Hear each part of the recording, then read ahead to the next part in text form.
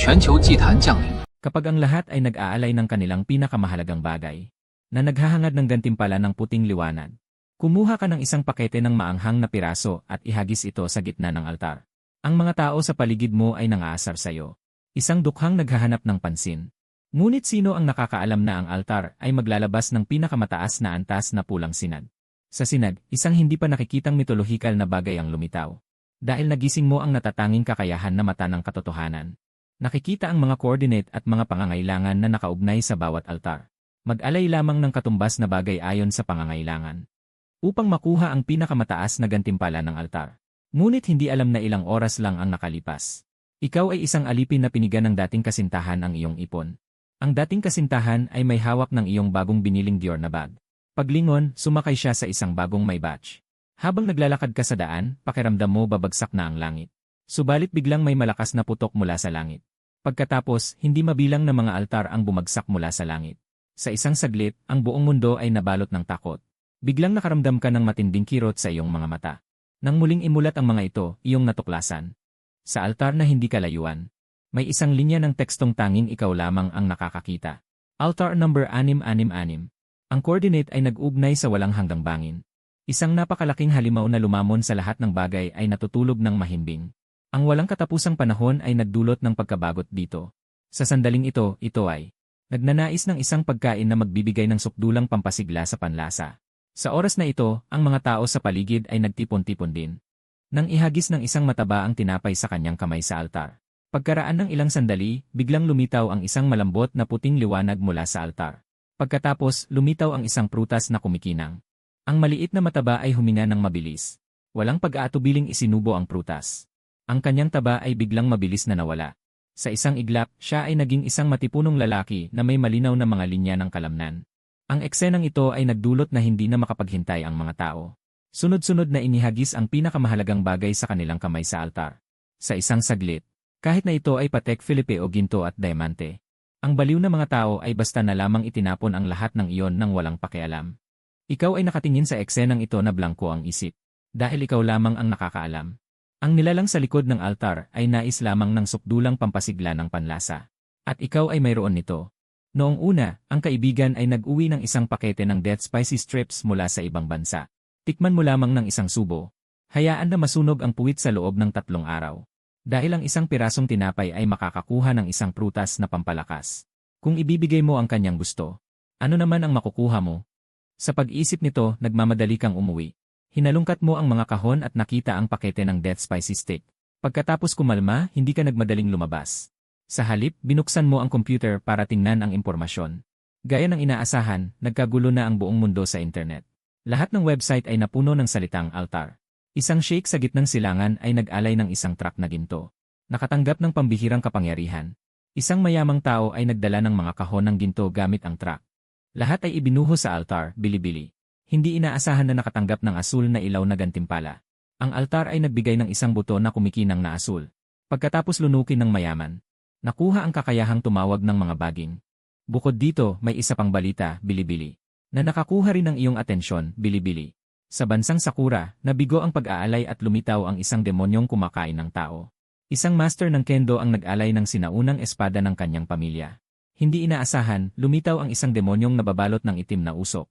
Bago ito, maraming nasawi sa bansang Sakura. Ang militar ay namagitan na. Habang pinapanood mo ang balita, huminga ka ng malalim.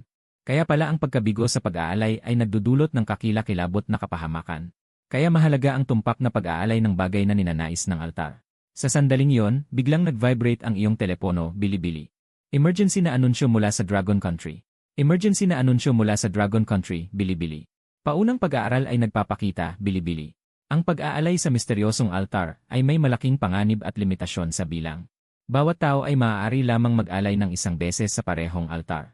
Bawat tao ay maaari lamang mag-alay ng 3 beses bawat araw.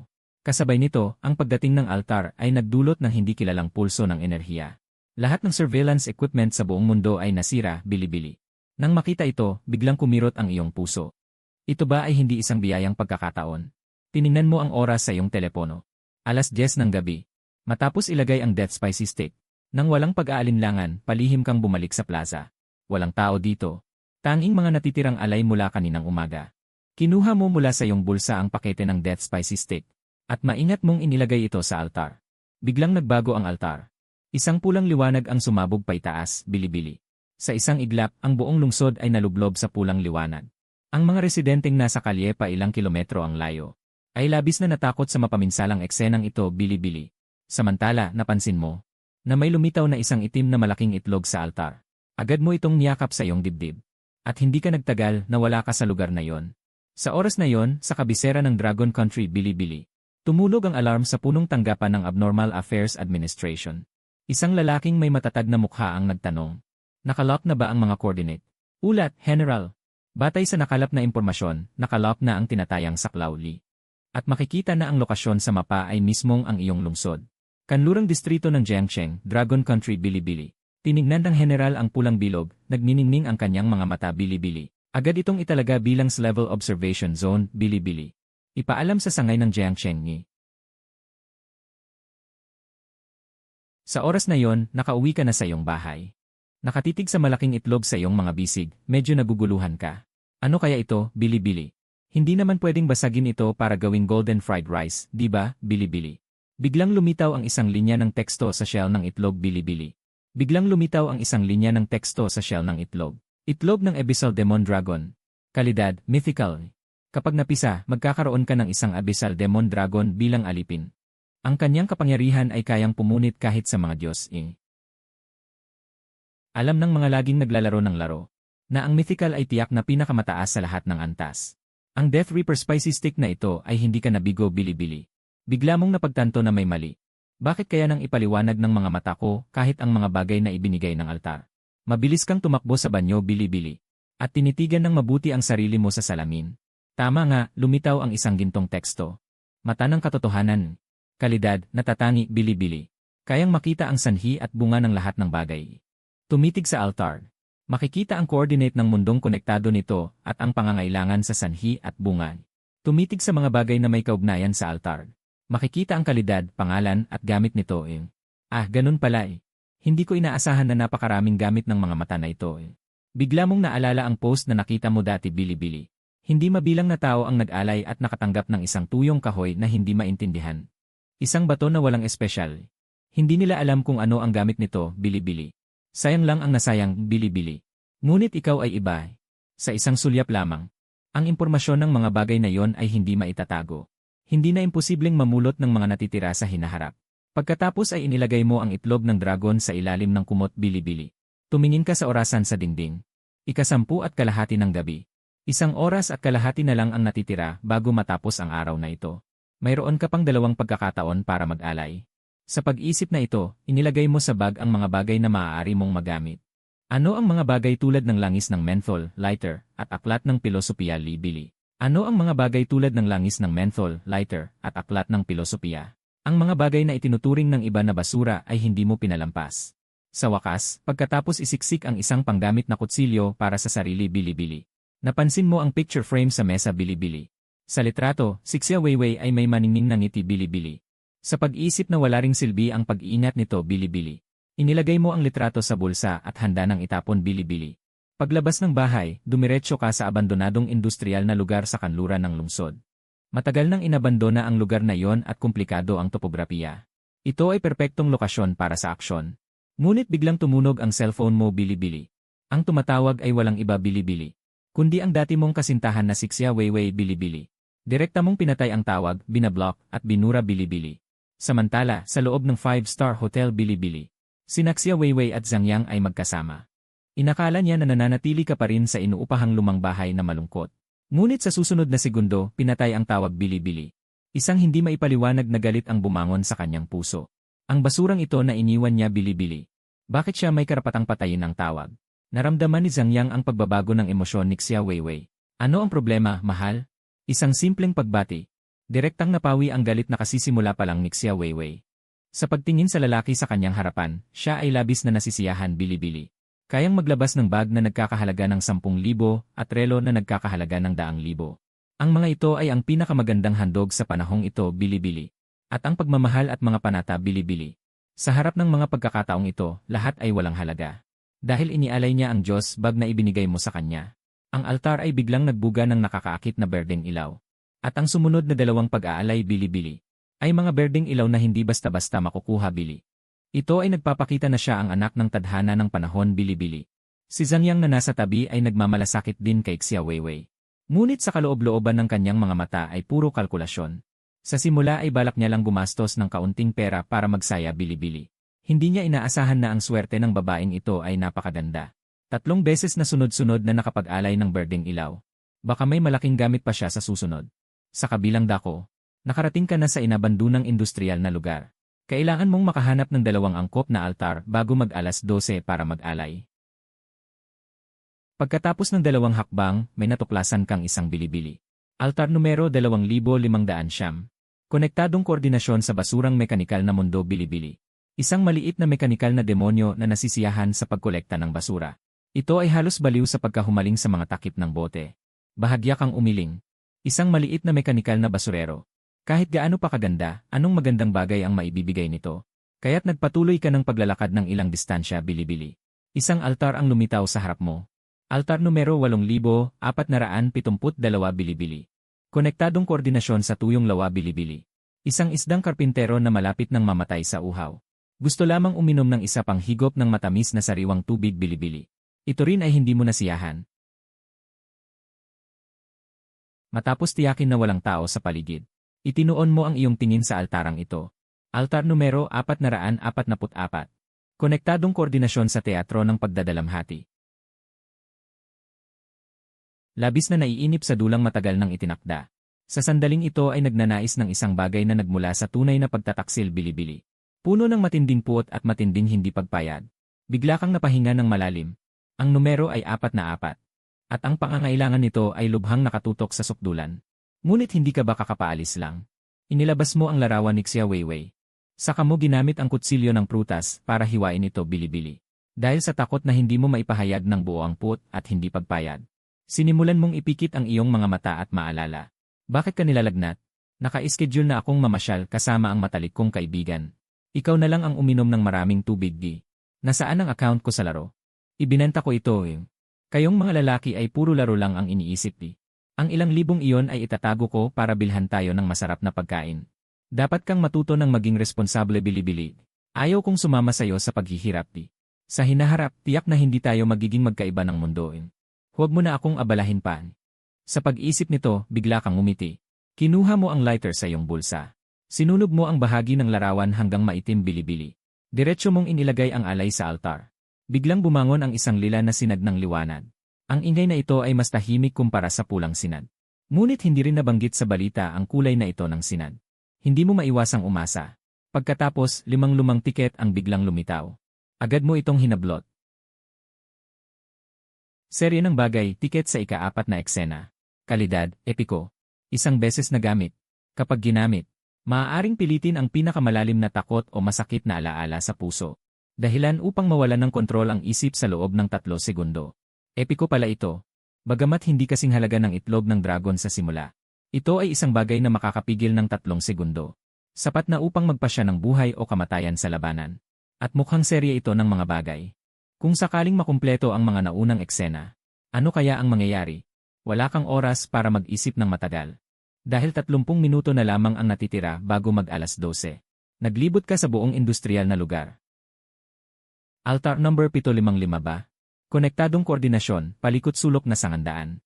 Altar numero 7571, isang naliligaw na manlalakbay. Altar numero 7571, nagnanais ng tamang direksyon. Umiling ka at tumalikod. Ang pangangailangang ito ay hindi mo kayang bigyan ng payo. Nagpatuloy ka ng kaunti. Isang altar ang nakatawag ng iyong pansin. Altar numero 19888. Konektadong koordinasyon, tahimik na aklatan. Altar numero 19888, isang matandang tagapamahala ng aklatan. Altar numero 19888, nagnanais na makarinig ng taos-pusong papuri. Noong una, gusto mo na itong piliin. Ngunit naalala mo ang mahirap mong nakaraan. Nagpasya kang dapat mong i-maximize ang pakinabang. Matapos kang maglibot ng malawakan. Sa wakas ay natagpuan mo ang isang malaking pagawaan. Sa loob, isang altar ang nakatayo ng kakaiba. Altar numero 10110. Nang makita mo ang numero, hindi mo ito gaanong pinansin. Ngunit agad mong natuklasan na may mali. Ang numerong ito ay binary code pala. Konektadong koordinasyon, lohikal na kakaiba. Altar numero 101010, isang super lie na malapit nang magkaroon ng sariling kamalayan. Altar numero 101010, dalubhasa ito sa iba't ibang masalimuot na paghihinuha.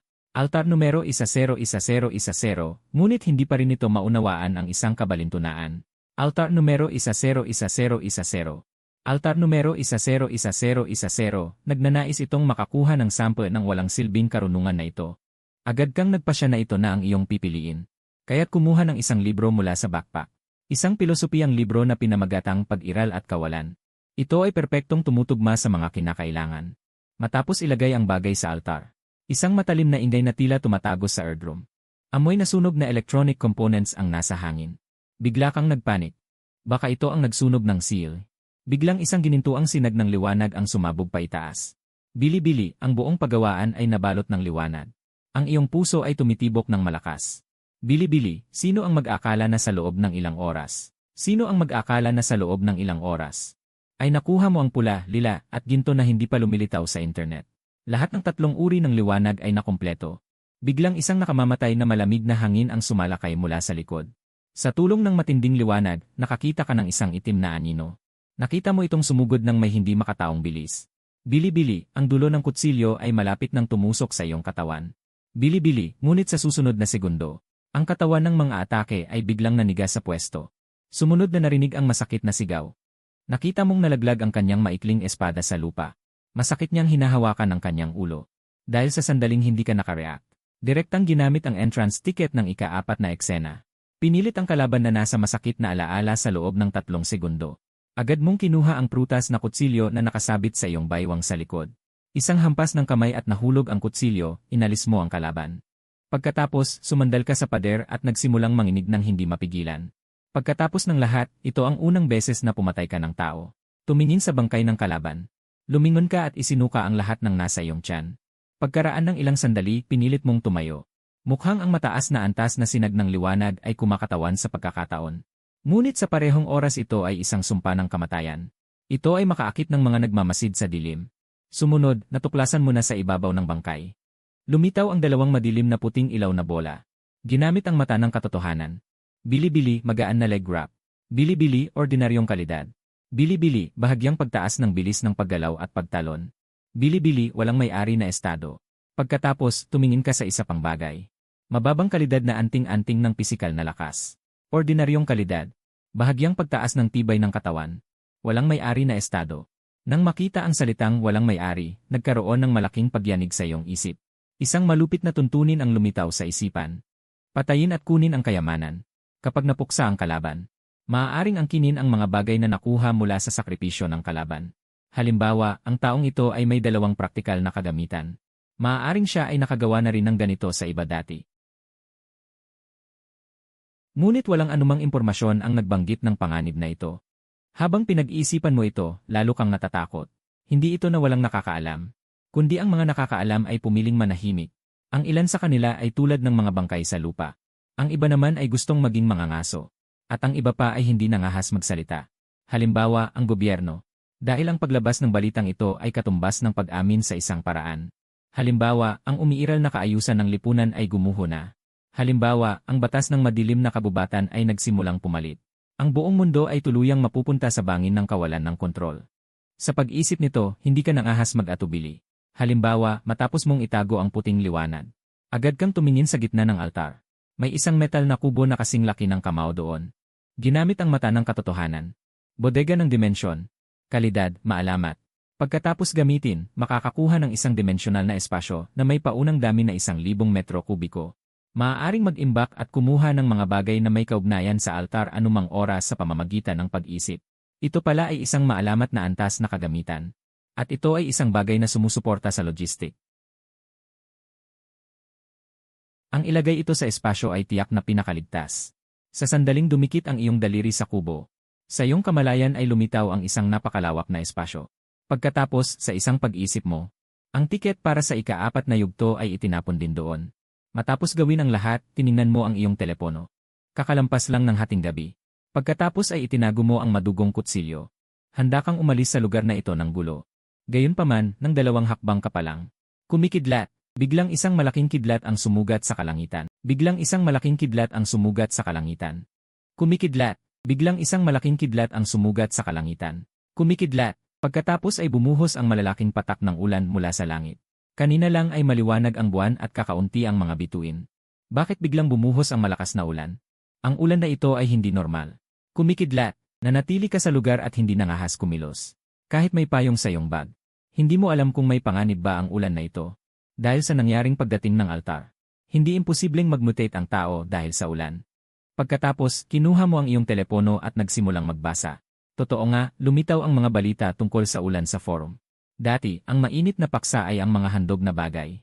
Ngayon, puro tanong na lang ng mga miyembro. May kulog at ulan din ba sa inyo? Padyak-padyak, mga kapatid, may problema talaga itong ulan. Padyak-padyak, huwag mabasa, baka mag-mutate. Padyak-padyak, huhu. Padyak-padyak, nabasa ako ng ulan. Padyak-padyak, hindi pa ako nakahawak sa kamay ng babae. Hindi pa ako nakahawak sa kamay ng babae. Huwag ninyo akong gawing zombie. Napakabilis ng pag-refresh ng mga post. Padyak-padyak, unti-unting lumubog ang iyong puso. Kung totoong nakakahawa ang ulan na ito, hindi masukat ang magiging resulta.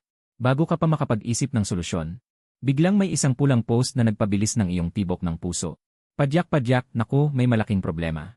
Padyak-padyak, nawala ang altar. Pagkatapos mong makolekta ang mga gantimpalang pula, ginto, at lila na wala pa sa balita, agad kang naghanda para umuwi. Hindi mo inaasahan na ang langit na may buwan at bituin ay biglang bumuhos ang malakas na ulan. Nang buksan mo ang iyong telepono, natuklasan mo. Patuloy na lumalabas ang mga balita tungkol sa ulan sa forum. Padyak-padyak at napakabilis ng pag-refresh ng mga post. Ngunit ang pinaka-nakakabahalang balita para sa iyo ay hindi ang ulan, kundi isang post na may pulang marka. May malaking problema, nawala ang altar.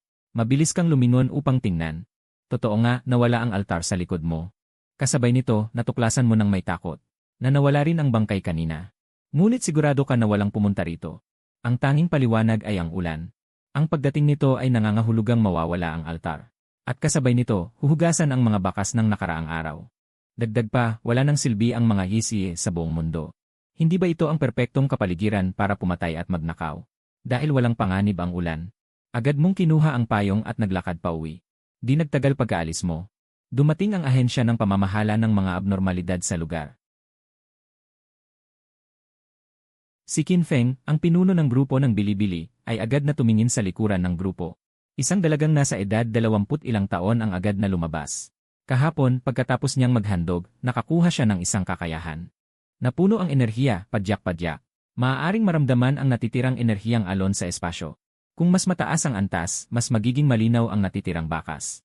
Nakita si Linwan na pumikit at nagsimulang maramdaman. Agad siyang binuhat ni Qin Feng. Ano ang nangyari? Si Linwan ay humihinal ng malalim, nanginginig ang boses. Masasabing parang alitap-tap doon. Ngunit dito ay maliwanag na parang araw, tila araw.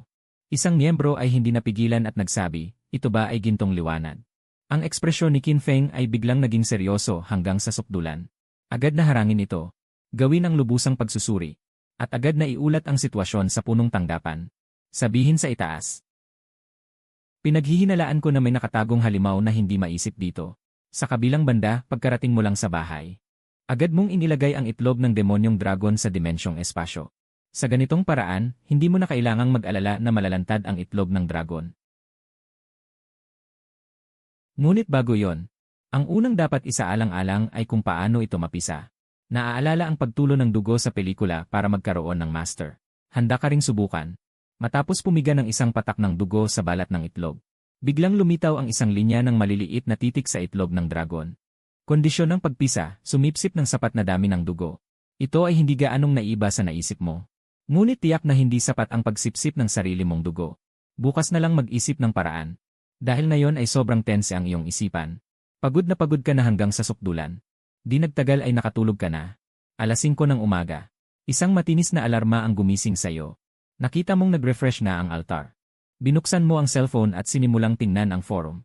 Di nagtagal ay nakakuha ka ng ilang konklusyon. Ang kulay abong ulan sa madaling araw ay walang pinsala sa katawan. At sa alas 5 ng umaga ay hihinto ito. Magre-refresh din ang altar sa oras na ito.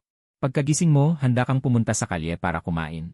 At sabay na nag-iisip kung saan kukuha ng sapat na dugo. Pagkarating mo sa restaurant, umorder ka ng isang mangkok ng pansit. Binuksan mo ang cellphone at tiningnan ang forum. Ngunit ngayon, ang mga nilalaman doon ay pawang tungkol sa pag-aalay. Maraming tao ang naging sugarol dahil sa pag-aalay sa altar. Gayunpaman, habang kumakain ka ng pansit, narinig mo ang usapan ng dalawang lalaki sa tabi. Nakita mo ang isang lalaki na misteryosong nagsabi. Halimbawa, tingnan mo ang mga tao sa labas. Nagkakagulo, tanging alam ay ang mag-alay sa altar. Kumakalampag na inihahandog ang mga antigong jade na parabang sugarol. Kumakalampag ngunit nakalimutan ang isang mahalagang bagay. Ang lalaki sa tabi ay biglang naging mausisa. Anong bagay ang mas mahalaga pa kaysa sa paghahandog sa altar? Ang tao ay laging kailangang kumain. Kaya ang mga pangunahing pangangailangan tulad ng bigas, mantika, at asin ay laging kailangan. Ihahanda kong bumili ng isang maliit na pabrika ng pagproseso ng pagkain. Hanggang sa maubos ng mga baliw na iyon ang kanilang pera. Kapag umiiyak at sumisigaw sila dahil gusto nilang kumain. Ako ang hari ng pagkain ng Jiangsheng. Sa pagdinig nito, isang kidlat ang sumabog sa iyong isipan. Hindi ba may karne sa pagproseso ng pagkain? At saan nagmula ang mga karne na ito? Walang alinlangan sa katayan. Kung bibili tayo ng isang katayan. Kung gayon, ang kasalukuyang problema ay malulutas na. Pagkatapos, mabilis kang umuwi.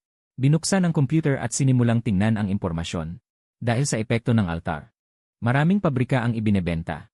Mabilis mong nalock ang isang impormasyon. Maliit na katayan sa kanlurang labas ng lungsod. Dahil sa personal na dahilan, apurahang ibinebenta, ang presyo ay pag-uusapan. Walang pag-aatubili kang tumawag sa telepono. Mabilis mong naayos ang oras sa kabilang linya. Naghanda para sa personal na pag-uusap. Ting-ting. Pagkatapos mong ibaba ang tawag, tiningnan mo ang iyong balanse. Ting-ting. Ang perang ito, sa paningin ng ilan, ay hindi sapat para sa kahit isang desenteng handog.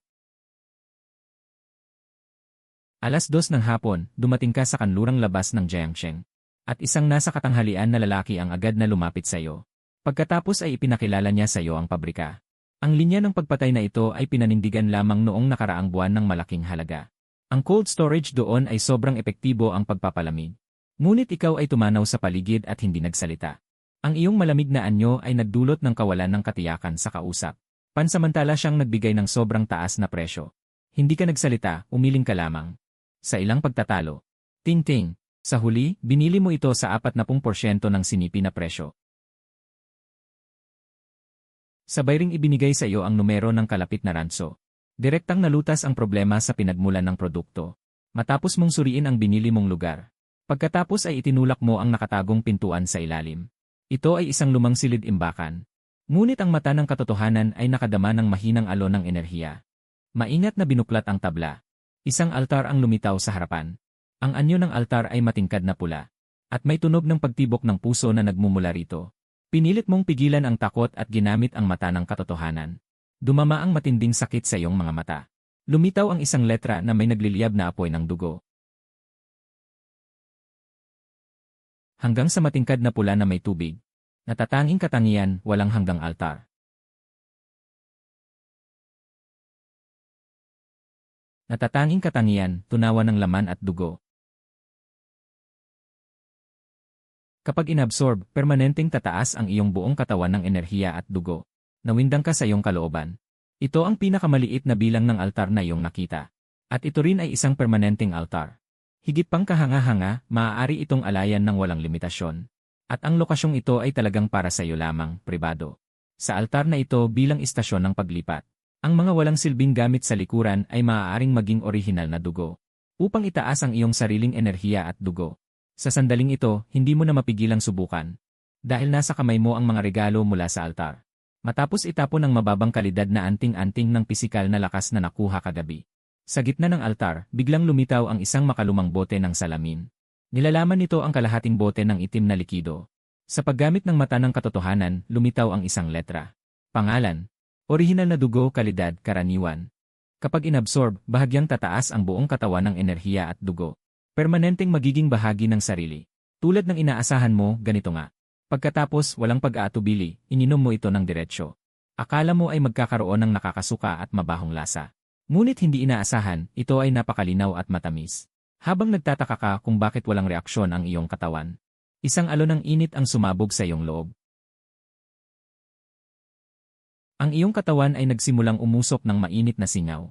Iba ito sa pakiramdam ng mga gamit na iyon. Dahil ang lakas na ito ay ganap na lumabas mula sa iyong laman at dugo. Pagkatapos, lumakad ka sa harap ng kalahating piraso ng karne ng baka.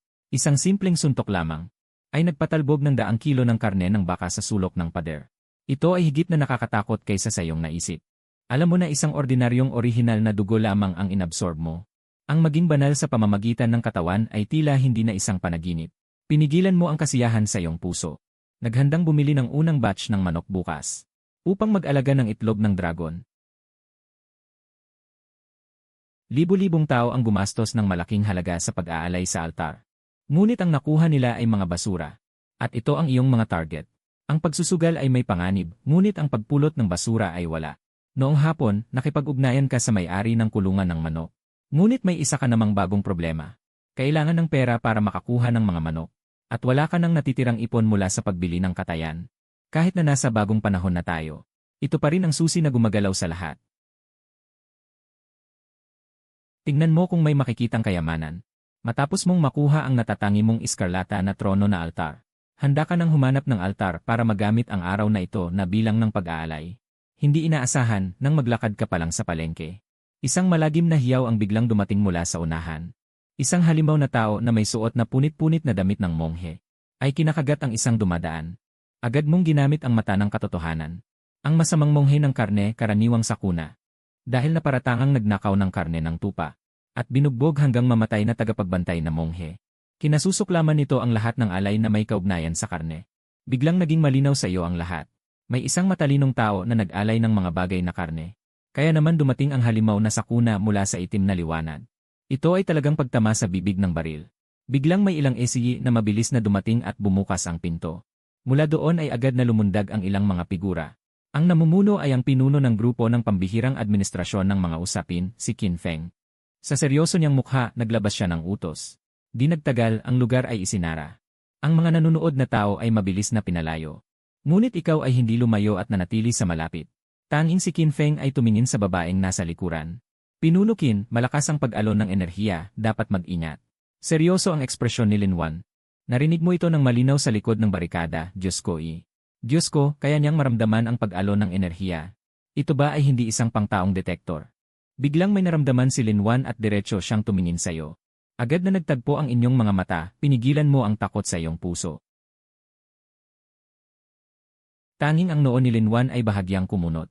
Kanina ay nakaramdam siya ng kakaibang pag-alon ng enerhiya. Ngunit sobrang mahina, hindi siya sigurado. Mali ba ang aking pakiramdam? Sa oras na yon, ang masamang monghe sa loob ng palengke ay naglabas ng isang malakas na sigaw. Agad na inutusan ni Qin Feng ang kanyang mga kasapi na magsagawa ng presyon ng putok. Hindi inaasahan, ang masamang monghe ay hindi natakot sa mainit na armas. Nakita ito, agad na kumaway si Qin Feng, ikalawang grupo, umatake. Pagkatapos ng mga salitang iyon, dalawang anino ang biglang sumugod mula sa kaliwat kanan. Ang isa sa kanila ay napakabilis na nag-iwan ng mga anino. Itinaas ang punyal at sinalakay ang likod ng liig ng masamang monghe. Samantalang ang isa naman ay direktang nagbuhat ng malaking bakal na estante. At mariing ibinagsak ito sa ulo ng halimaw. Ang matinding pag-atake ay nagdulot ng malinaw na kahinaan sa masamang monghe. Nakita ni Qin Feng ang pagkakataon at siya mismo ay pumasok. Ang kanyang mahabang espada ay biglang nabalot ng nakakasilaw na kidlat. Isang putol lamang ang kailangan upang mapugot ang ulo ng masamang monghe. Sa pagkakita nito, nagulat ka ng kaunti. Ang kanilang pagtutulungan ay lubos na perpekto. At sa ngayon, malaki ang agwat mo sa kanila. Kailangan mong magmadali upang umangat.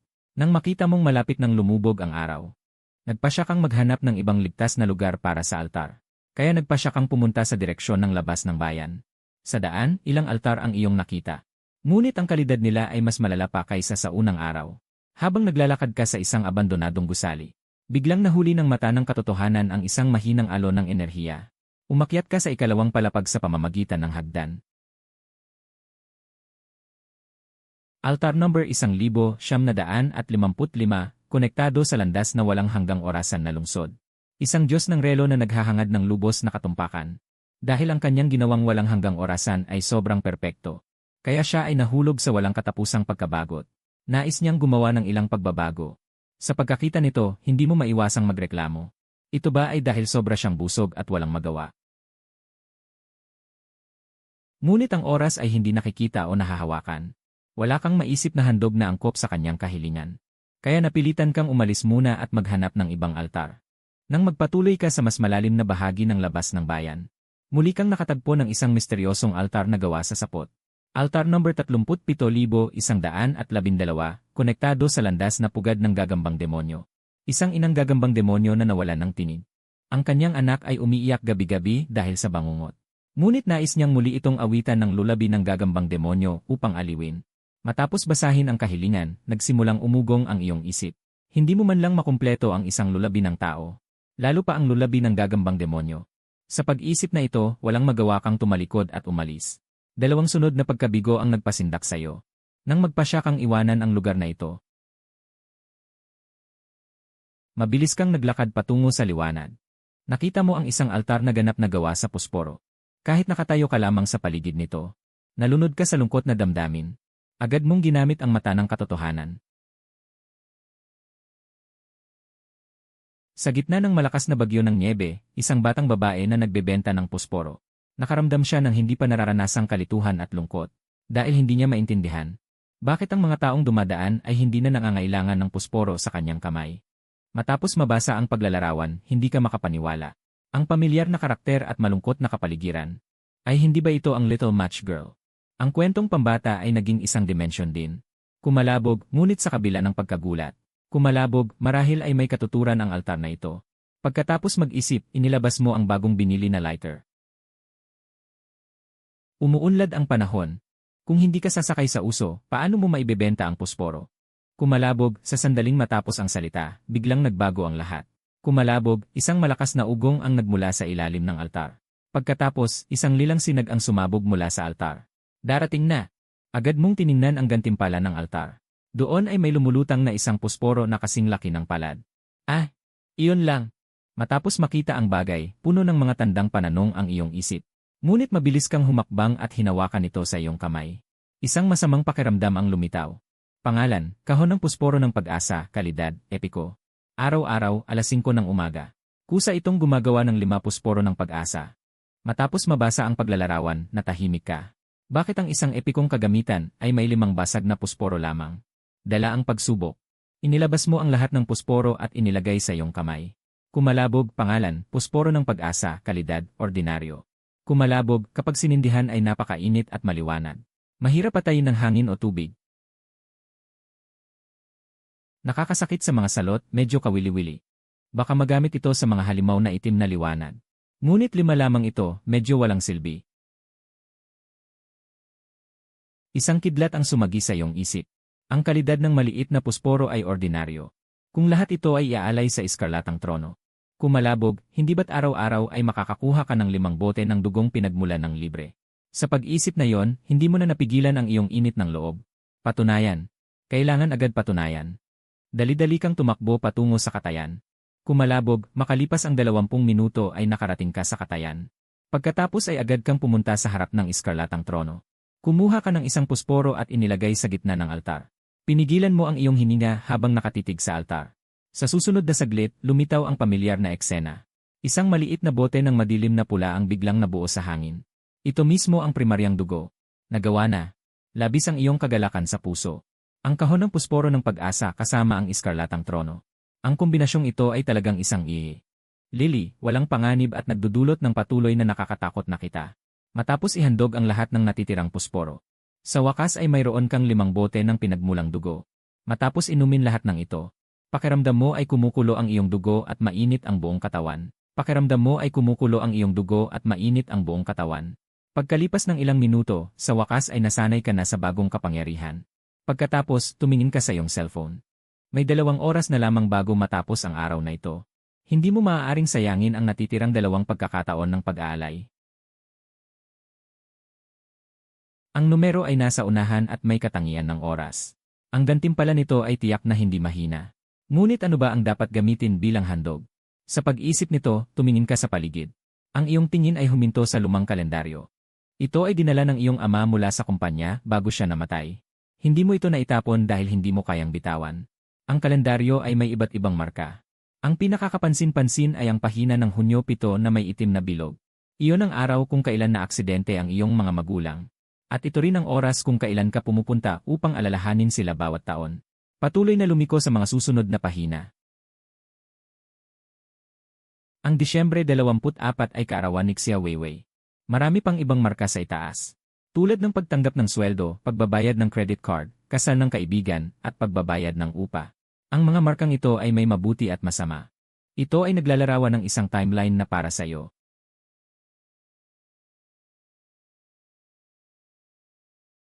Kaya walang mga sorpresa o hindi inaasahan. Wala ring kasiyahan o sakit. Parang isang patay na mundo lamang. Ngunit iba ang kalendaryong ito. Ito ay nagdadala ng landas ng buhay ng isang tao. Ang oras sa loob nito ay komplikado, magulo, at puno ng kawalan ng katiyakan. Kaya ang ganitong oras ay buhay. Ito ay isang ibang karanasan ng oras. Sa pag-isip nito, lumabas ka at dumiretso sa orasan na altar. Nang dumating ka muli sa harap ng altar, diretso mong kinuha ang mainit na stick. Pritong-prito, buong paggalang na inilagay sa gitna ng altar. Buong paggalang na inilagay sa gitna ng altar. Ang perpektong oras ay walang sigla ng buhay. At ang oras na ito na puno ng pagsisisi. Ang oras na nagtatala ng hindi perpektong buhay ay siyang buhay. Pritong-prito, nagustuhan mo ba ang pagbabagong ito? Sa sandaling yon, nawala ang kalendaryo sa ibabaw ng altar. Tila nagyelo ang oras.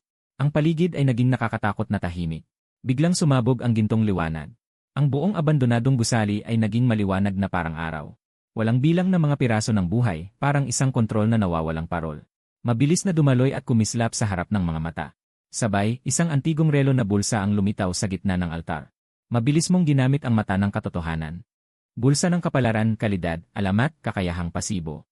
Nagbibigay ng sobrang matalas na intuwisyon sa mga paparating na pagbabago sa paligid. Ang tagapagtaguyod ay nakakakuha ng reaksyon at oras ng paghuhusga na higit sa karaniwan.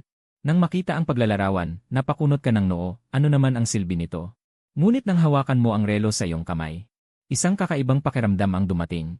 Noon mo lang nalaman kung gaano kakamangmang. Ang relong ito ay hindi nagbibigay ng ordinaryong lakas o bilis, kundi ng operasyon at kamalayan. Para maging sigurado, mabilis mong inilagay ang bulsa ng kapalaran sa bodega ng dimensyon. Ngunit natuklasan mo, ang pakiramdam ng pagkakaisa sa mundo ay hindi humina. Sa halip, patuloy itong gumagana. Kung may sumalakay muli sa iyo sa hinaharap, hindi mo na kailangang gumamit ng anumang nakatagong alas para mahinahon mong magawa ang paghiganti. Pagkatapos, muli mong tiningnan ang oras.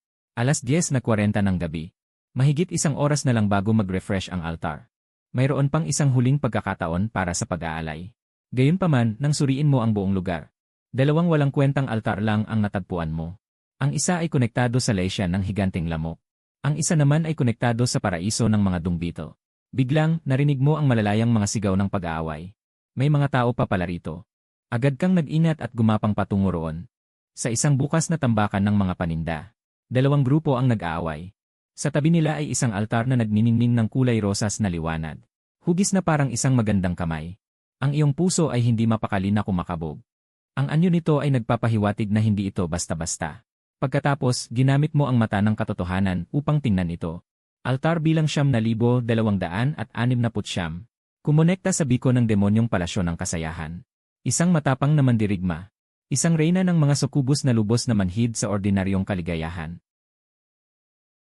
Siya ay naghahangad ng isang pisyolohikal na pampasigla na tatatak sa kanyang kaluluwa. Nakita mo ito at napahinga ka ng malalim. Ang numero ng altar ay medyo maaga. Ngunit sa pagtingin sa paglalarawan, tila hindi ito masyadong seryoso. Gayunpaman, nang walang malay ay hinawakan mo ang iyong bag. Bigla mong naalala ang isang kagamitan sa loob. Ito ay talagang tugma sa kanyang larangan. Sa mga sandaling iyon, nagbago ang sitwasyon sa lugar. Ang isang panig ay isang kalbong lalaki na may suot na malaking gintong kadena. Sa kanyang likuran ay sumusunod ang mahigit 10 tambay. Samantalang sa kabilang panig ay 4 na tao lamang. Ang nangunguna ay isang babaeng may maanghang at matangkad na pangangatawan. Nakita ang kalbong tambay na ngumiti at humakbang pasulong. Huwag ninyong subukan ang aming pasensya, baka kayo pa ang mapahamak. Nangahas kayong agawin ang mga gamit ng aming mga kapatid. Ngayon, ibigay ninyo ang mga iyon at mag-alok pa ng mga kayamanan. Baka sakaling patawarin pa namin kayo. Gayunpaman, ang babaeng nasa tapat ay hindi kumilos kahit isang saglit. Isang salita lamang ang malamig niyang binigkas. Umalis kayo. Biglang nagalit ang kalbo at sumigaw, mga kapatid, sabay-sabay tayong umatake. Nang ang mahigit 10 tambay ay sumigaw at sumugod. Kasabay nito, ang batang babae ay sumalakay patungo sa mga tambay gamit ang kanyang punyal. Ang iba ay mayroon ding kahanga-hangang kakayahan. Isa sa kanila ay isang matipunong lalaki na malakas ang pangangatawan. Kumakaway siya ng bakal na tubo ng malakas at mabilis. Ang dalawa naman ay tumututok sa mga mababang bahagi ng katawan. Nakita ang mga tambay na paurong na natalo. Sumigaw ang kalbo dahil sa galit. Bigla siyang sumipa ng buong lakas patungo sa matipunong lalaki. Dahil doon, ang matipunong lalaki ay nasipa at nagsuka ng dugo, lumipad ng 2 hanggang 3 metro. Ang kanyang pagsali ay agad na sumira sa balanse. Ang sitwasyon ay biglang lumala. Ang mga kasamahan ng babae ay sunod-sunod na natumba at nasugatan. Di nagtagal, inikutan ng kalbo ang batang babae sa sulok ng container. Hindi siya sumuko, bagkus ay may kumislap na katusuhan sa kanyang mga mata. Mamatay na kayong lahat. Napansin ng kalbo ang mali at nais na agad na umatras. Ngunit ang batang babae ay direktang pinisil ang laman na bola. Agad na kumalat ang itim na ulap sa buong lugar. Mula rito ay lumabas ang isang halimaw na mahigit 3 metro ang taas. Diyos ko, itim na liwanag na halimaw. Ang lahat ng mga tambay ay natakot at namilipit. Ngunit hindi nila inaasahan ang mas nakakatakot na pangyayari. Sa sandaling lumitaw ang halimaw, ito ay biglang lumiko pabalik. Nakita ito ng kalbong siga at natarantang nagsisigaw. Ang babaeng ito ay baliw, pinapatay niya pati ang kanyang mga kasamahan. Nagkanya-kanyang takbo ang mga tambay. Ngunit ang halimaw ay nakatutok na sa kanila. Nagsimula na ang isang panig na pagpatay. Ikaw ay nasa tabi na nakakaramdam ng takot at kaba. Ang babaeng ito ay talagang isang matapang na tao.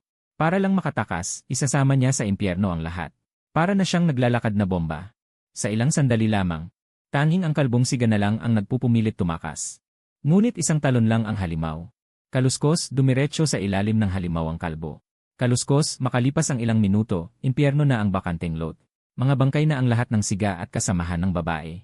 Ngunit hindi nawala ang halimaw matapos kumain. Kaluskos, sa halip, naglibot-libot ito para maghanap ng bagong biktima. Hindi ka man lang makahinga ng malalim. Sumimangot ka at tumingin sa oras, 11:30. Kaluskos, hindi na pwedeng maghintay. Huminga ka ng malalim para mag-ayos ng kalooban. Pagkatapos, pinagana mo ang lahat ng iyong dugo at enerhiya. At dumiretso ka sa baliw na babaeng yon. Mamatay ka na. Ang babae sa likod ng poste. Agad naramdaman na may mali. Ngunit hindi siya tumakbo. Sa halip, hinawakan niya ng mahigpit ang kutsilyo at lumaban.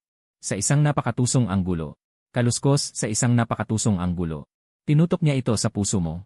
Kung dati ito, mahihirapan kang iwasan ang ataking ito. Ngunit ngayon, sa tulong ng primordial blood at relo, kitang-kita at nakakatawa ang galaw ng kalaban. Kuryente, kaya mo pa mahulaan ang susunod niyang galaw pagkatapos mong umiwas. Kuryente, pagkatapos, bahagya kang umilag para iwasan ang atake. At bago pa siya makaganti, pinutol mo ang kanyang braso. At saka mo tinaga ang kabilang kamay niya. Kuryente, agad na nawala ng gamit ang 2 kamay ng babae. Nagsisigaw ito at nagmamakaawa. Usap tayo, pwede tayong magkasundo. Maawa ka naman, pare. Ngunit malamig ang iyong mga mata. Walang kahit anong awa. Kapag gumawa ka na, dapat tapusin mo na. Pagkatapos, itinutok mo ang iyong kutsilyo sa kanyang lalamunan. Hindi na niya maiiwasan ang tagang ito. At sa sandaling halos hawakan na ng talim ang liig ng babae. Sumigaw ang babae. Biglang sumabog na parang ulap ng dugo. At ang iyong talim ay direktang hindi tumama. Pagkatapos kumalat ang ulap ng dugo, ang babae ay nawala ng walang bakas. Nagulat ka sa iyong isip. Siya ay hindi namatay. Sa halip ay tumakas sa harap ko. Akala mo kung paano mo siya mahuhuli ngayong gabi.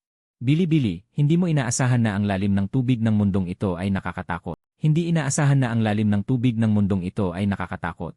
Ang ganitong paraan ng pagliligtas ng buhay ay hindi pa naririnig. Bili-bili, ang ganitong paraan ng pagliligtas ng buhay ay hindi pa naririnig.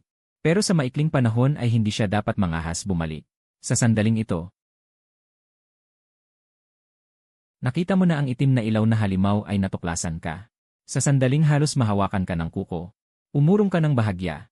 Iniwasan ng atake. Gamit ang pagkakataon ng pagkaantala ng halimaw dahil sa hindi pagtama ng atake. Gumamit ka ng fruit knife para maghiwa sa kanyang binti. Nasaktan ng halimaw. Agad siyang nag-counterattack. Pero ang kanyang mga atake sa iyong paningin ay slow motion. Ang prediksyon na dala ng relo ng kapalaran ay napakalakas. Sa ilang rounds lamang. Bili-bili, ginamit mo ang iyong kasanayan sa katawan at bentahe ng bilis para siya ay maging sugatan sa buong katawan. Ngunit hindi mo pa rin mahanap ang kanyang nakamamatay na kahinaan. Pagkatapos, habang ikaw ay umiikot, binuksan mo ang mata ng katotohanan. Nakita mo ang likod ng ulo ng halimaw na kumikislap na pulang ilaw. Doon, hinanap mo ang pagkakataon. Nag-alangan ang iyong paa. Para isipin ng halimaw na may pagkakataon ito. Sa sandaling kumagat ito sa'yo. Gamit ang iyong magaan na benda sa binti, tumalon ka ng mataas. Bigla mong ginamit ang buong lakas ng katawan para itusok ang kutsilyo sa likod ng ulo ng halimaw. Ang kanyang malaking katawan ay bumagsak ng malakas. Humina ka ng malalim. Sa wakas ay natapos na. Pagkatapos, hindi ka nagdalawang isip. Kinuha mo ang itlog ng dragon mula sa dimensional space. Oras na ng kain, baby. Pagkatapos ay inilagay mo ito sa tabi ng bangkay ng halimaw. Nakita mo na ang itlog ng dragon ay tila nabuhay. Ang dugo sa lupa ay nawawala sa bilis na nakikita ng mata. Maging ang bangkay ng halimaw. Pagkaraan ng sandali ay natuyo rin. Sa oras na ito, lumitaw ang isang maliit na letra sa itlog ng dragon. Pag-unlad ng pagpapapisa, 2%. Nasasabik ang iyong puso. Tama nga ang landas ng pag-aalaga. Pagkatapos, sobrang tuwa ng iyong puso. Muli mong inilagay ang itlog ng dragon sa lugar kung saan nag-aaway ang dalawang grupo. Mabilis na nilinis ng itlog ng dragon ang dugo sa lupa. Sa tabi ng bangkay, ilang liwanag na bola ang sumabog ng kalat-kalat. Bahagya kang sumulyap. Walang magandang bagay na nakita. Diretso mong itinapon lahat sa bodega ng pagbawas ng dimensyon. Pagbalik, ipapalit mo lahat sa source blood. Ang alon na ito ay talagang malaking ani. Matapos gawin ang lahat, itinuon mo ang iyong tingin sa mapangakit na altar ng Succubus. Bili-bili, gusto mo ba ng kapanapanabik na reyna ng Succubus? Bili-bili, maranasan ang alindog ng dalawang mundong yelo at apoy. Matapos kunin ang langis ng menthol. Inilagay mo ito ng direkta sa altar. Biglang tila nabuhay ang dalawang jade na kamay. Bili-bili, kasabay nito, isang purple na liwanag ang mabilis na bumabalot sa iyo. Kasabay nito, isang purple na liwanag ang mabilis na bumabalot sa iyo. Inaakala ko na dahil sa ganitong antas ng kabuluhan. Bili-bili, inaakala ko na dahil sa ganitong antas ng kabuluhan. Paano man, dapat ay may isang pulang mitolohiya. Bili-bili, paano man, dapat ay may isang pulang mitolohiya. Hindi inaasahan na isang purple na liwanag lamang. Tila ang reyna na ito ay masyadong mahilig sa matinding kasiyahan. Ngunit sa susunod na segundo, isang bagong pagbabago ang naganap. Makikita na ang purple na enerhiya ay hindi naglaho. Bili-bili, sa halip ay nagtipon ito sa altar upang maging anyong tao. Isang malabong figura ng tao ang dahan-dahang lumitaw. Subconsciously, hinigpitan mo ang pagkakahawak sa iyong espada. Ngunit hindi inaasahan. Ito pala ay isang perpektong katawan ng babae. Sa kanyang ulo, may isang pares ng pinong at maliit na demonyong sungay. Sa likod, isang buntot na may hugis pusong dulo. Ay marahang umiindayog. Ito ay isang buhay na Succubus. Lalaki, nagtagumpay kang pasayahin ako. Bilang gantimpala. Ang boses ng Succubus ay nagpatuyo ng iyong bibig at lalamunan. Ang dugo ng iyong buong katawan ay nagsimulang dumaloy ng hindi kontrolado patungo sa isang lugar. Ay, hindi inaasahan na nakuha ko ang nakatagong asawa. Gayunpaman, sa napakaromantikong kapaligiran na ito, isang napakadiangkop na ugong ang tumunog. Makikita na ang itlog ng dragon sa tabi ay biglang nanginginig ng malakas. Bago ka pa makareact, isang hindi mailalarawang nakakatakot na pagsipsip. Sumabog mula sa itim na itlog. Pritong-prito, ang bagong nabuong ekspresyon ng Succubus ay nagyelo. Naramdaman ni Bili-Bili ang panganib ng kamatayan. Naramdaman niya ang panganib ng kamatayan. Ang lakas ng paghila ni Bili-Bili ay walang pakundangan. Diretsyo siyang hinila papunta roon. Sa sandaling nahawakan niya ang itlog ng dragon, siya ay direktang naging purong lilang enerhiya. Nilamon ito ng itlog ng dragon. Bili-bili tila patay na katahimikan sa paligid. Naging bato ka sa kinatatayuan. Blanko ang iyong isip. Ano ang nangyari? Nasaan ang aking epikong asawa? Bili-bili tila nagbelch ang itlog ng dragon sa lupa. Bili-bili pagkatapos ay dahan-dahang lumipad pabalik sa iyong mga bisig. Nanginginig ang iyong mga kamay habang hawak ito. Dahil ang mga titik sa itlog ng dragon ay mabilis na tumataas. Bili-bili ang progreso ng pagpisa ay biglang umabot sa 41%.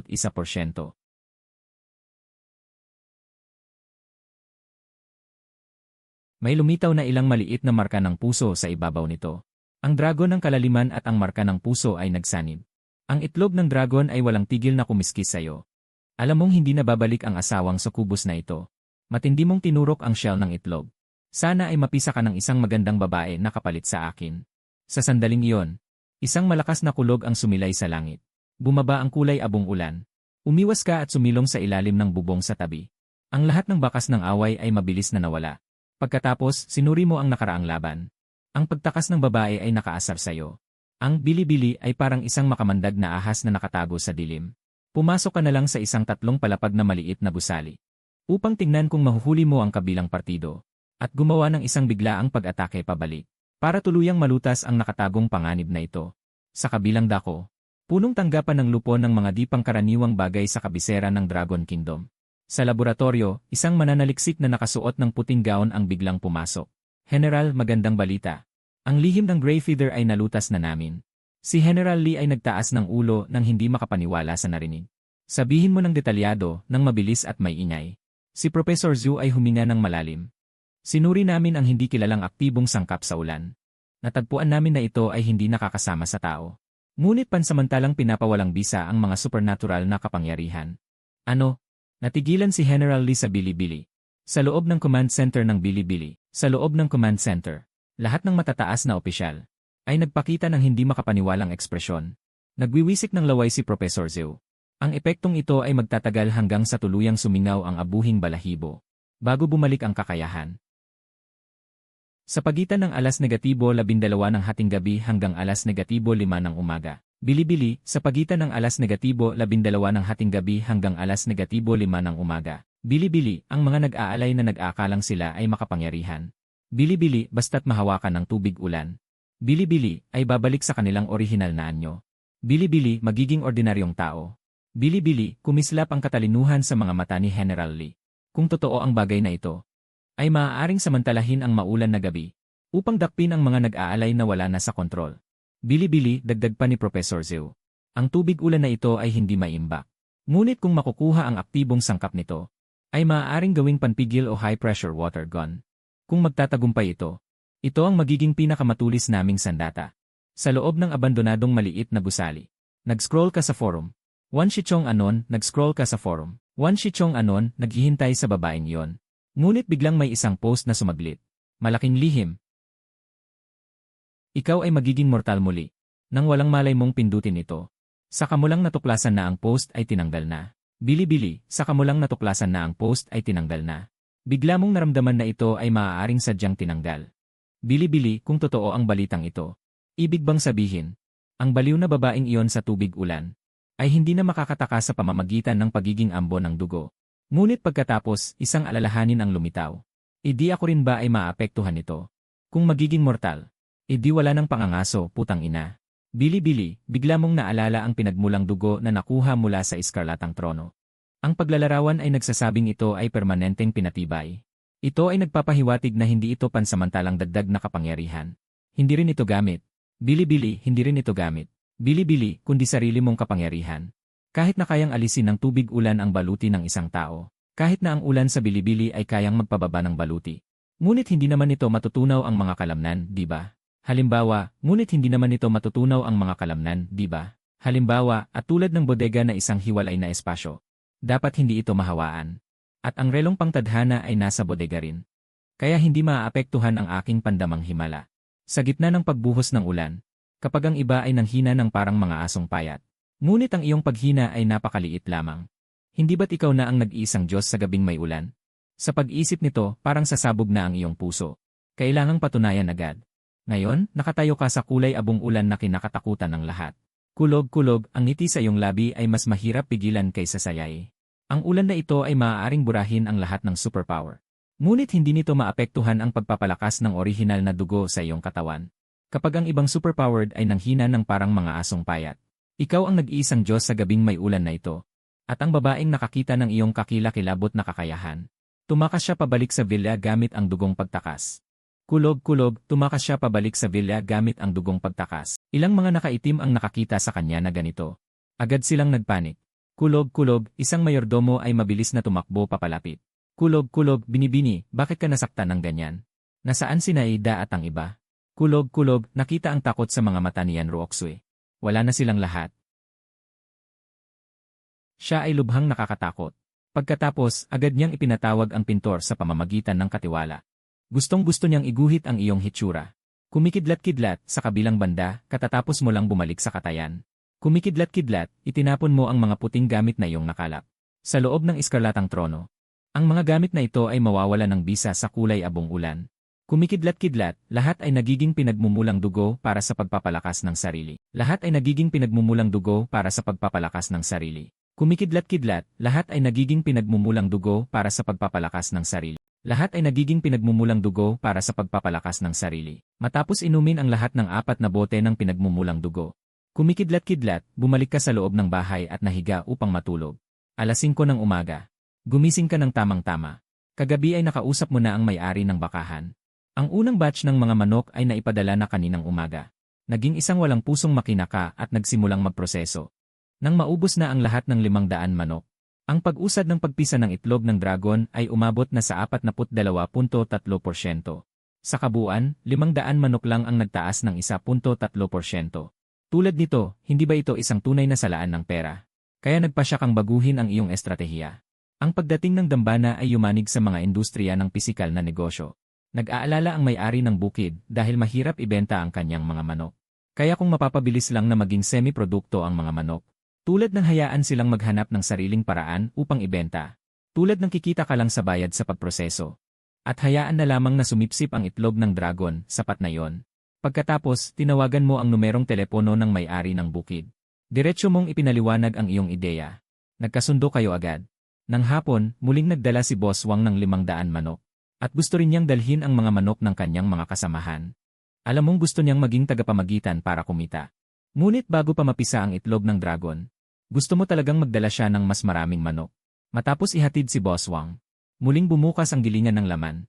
Sa pagkakataong ito, hindi mo na hinabol ang kahusayan tulad kaninang umaga.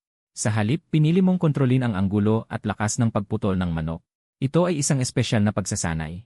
Nararamdaman mo na lalong sumasabay ang iyong sarili at ang kutsilyong hawak mo. Ang ganitong paulit-ulit na trabaho ay nagpapalakas ng iyong kontrol sa kapangyarihan. Nang dumating ang gabi, ang progreso ng pagpisa ng itlog ng dragon ay umabot sa 43.6%. Isinuot mo ang iyong bag at lumabas ng pinto. Ang gabi ang pinakamainam na oras para sa pag-aalay. Sa kabilang panig ng lungsod, si Xia Weiwei at ang kanyang kasintahan na si Zhang Yang ay pumunta sa night bar. Nakahanap sila ng isang lalaking nagpapakilalang dragon. Pagkatapos magbayad ng 500,000 yuan na referral fee, binigyan sila ni Dragon ng isang misteryosong lokasyon. Agad na nagmaneho si Xia Weiwei at Zhang Yang papunta roon. Nasa daan, tuwang-tuwa si Zhang Yang. Kapag nakapasok na tayo sa pinakamalaking shadow group sa Jiangcheng, sa oras na yon, makakalakad tayo ng pahilis sa Jiangcheng. Ang basurang ex-boyfriend mo at ang mga pusa't aso na yon. Tulad ng sa hinaharap, wala nang mga asar sa ating dalawa. May kislap din ng pag-asa sa mga mata ni Xia Weiwei. Naglakas loob pa siyang i-block ako. Ilang araw na nga, wala man lang ni isang mensahe. Sa kabilang banda, habang naghahanap ka ng dambana, bumahin ka. Kakaranas mo lang ng pinakamadilim na sandali ng iyong buhay. Mula sa dambana, nakuha mo ang isang bagay na may asul na antas. Bota ng hangin. Ang gamit na ito ay maaaring lubos na pataasin ang bilis ng paggalaw. Ngunit sa tag-ulan na gabi ay direktang mawawalan ng bisa. Bili-bili, pag-uwi, ihahandog muna sa iskarlatang trono. Bili-bili, tingnan kung anong kalidad ng pinagmumulang dugo ang mapapalitan. Hanggang alas negatibo 11 ng gabi. Sa tabi ng maliit na ilog, may natagpo ang kumikislap. Nang lumapit ka, natuklasan mo na. Bili-bili, ito ay isang altar na magkaiba ang kaliwa at kanan. Bili-bili sa kaliwa ng altar. Bili-bili, may isang fire phoenix na naglalabas ng pulang liwanag. Sa kanan ng altar, ay may nakatayong isang madilim at walang kinang na mabigat na sukatan. Bili-bili, mabilis mong ginamit ang mata ng katotohanan. Mabilis mong ginamit ang mata ng katotohanan. Sa gitna, may mahinang enerhiya na nagdurugtong. Bili-bili, sa gitna, may mahinang enerhiya na nagdurugtong. Bili-bili, mayroon palang ganitong kakaibang twin altar. Bili-bili, hindi mo inakala na lalo kang matatakot habang tumitingin. Dahil parehong malaki ang pinagmula ng dalawang altar. Altar ng Fire Phoenix. Numero 7,766. Konektado sa biko ng siyang Immortal Realm. Ang babaeng minamahal ng langit, sinalan Ranran, ay labis na nag-aalala sa kanyang puso. 3 taon na ang nakalipas, ang kanyang fiancé na si Xiao Huo ay bumagsak ang antas ng kanyang pagsasanay, na nagdulot sa mga nakatatanda ng pamilya na pilitin siyang kanselahin ang kasal. Siya ay nakatayo sa sangandaan ng pagpili. Hindi alam kung saan patutungo. At ang altar sa kanan ay kasing kahanga-hanga rin. Bili-bili, numero ng altar 6,677. Konektado sa biko ng siyang Immortal Realm. Ang batang henyo na si Xiao Huo ay dahil sa hindi malamang dahilan ay tumigil ang kanyang pagsasanay. Siya ay naghahangad na masira ang pagkakulong. Ngunit walang makakatulong. Matapos makita ang impormasyon, ang iyong puso ay pumukpok ng malakas. Iyon pala ay sinalan Ranran at Xiao Huo. Alam na alam ko na ang direksyon ng kwentong ito. Bilang ang nagmamanipula sa likod. Ano nga ba ang dapat gawin ngayon? Kung hindi papayagan si Nalanranran na kanselahin ang kasal. Wala rin akong makukuhang gantimpala, kaya dapat sundin ang takbo ng kwento. Sa mahalagang sandali, papuyin ang apoy. Bili-bili, kahit hindi naman walang puso si Nalanranran. Napilitan pa rin siya ng pamilya at nagkaroon ng loob na kanselahin ang kasal. Kaya hayaan ang pagpapakasal na ito na maging mas matindi. Itulak si Xiao Huo sa sukdulan. Upang mapakinabangan ang gantimpala. Mabilis kang kumuha ng papel at panulat at nagsimulang mag-udyo. Nalanranran. Ang Phoenix ay hindi maaaring makisama sa mga maya. Ang landas ng pagsasanay ay puno ng mga pagsubok at hirap. Hindi na siya makasabay sa iyong mga hakbang. Kung nais mong maabot ang rurok, kailangan mo munang magbitiw at humiwalay. Pagkatapos ay inilagay mo ang papel sa altar ng Phoenix. Agad na naglabas ang altar ng mahinang higop. At nawala ang papel. Biglang lumitaw ang isang ilaw na screen sa altar. Kitang-kita na si Nalanranran ay umiiyak nang hindi makapagsalita. Mahigpit na hawak sa kanyang kamay ang tanda ng pag-ibig ni Xiao Huho. Mula sa labas ng pinto, narinig ang malamig na pagmamadali ng nakatatandang angkan, Ranran. Ranran, huwag ka nang magmatigas, Ang desisyon ng angkan ay naipasa na. Ngayon, ang pamilya Xiao ay hindi karapat-dapat na makipag-alyansa sa pamilya Nalan. Nang marinig ito, pinagkagat niya ang kanyang mga ngipin. Sa oras na yon, isang pulang balahibo ang lumipad mula sa bintana. At dumapo sa kanyang kamay. Naging isang puting papel. Matapos mabasa ang nilalaman nito, ang kanyang marinal na katawan ay nanginig. Bumulong siya sa sarili. Ang Phoenix ay hindi maaaring makisama sa mga mayan. Ang pagkalito sa kanyang mga mata ay biglang nawala. Ang dugo ng Phoenix sa kanyang katawan ay nagsimulang kumulo. Sa isang galaw, dinurog niya ang jade pendant na yon. At nang hindi lumingon, sumama siya sa pinakamatandang nakatatanda patungo sa pamilya Xiao. Nang mawala ang liwanag na screen sa altar. Ikaw ang naging utak sa likod ng pag-udyok ng pagpapawalang bisa ng kasal. Ngunit ang gantimpala mula sa altar ay hindi lumitaw. Kailangan bang maghintay hanggang magkaroon ng resulta ang magkabilang panig? Pagkatapos ay lumingon ka sa altar ng mabigat na sukat. Muli mong isinulat ang isang talata. Kahit ang tigre ay napunta sa kapatagan, hindi ito yumuyuko. Maghintay lamang sa pagdating ng hangin at tatawanan ang mga bundok at ilog. 30 taon sa silangan ng ilog. Huwag mong hamakin ang kabataan ng mahirap. Matapos isulat, naramdaman mo ang isang alon ng dugo na tumama sa iyong korona. Pagkatapos ay ipinadyak mo ang papel sa altar. Matapos ang isang malakas na putok.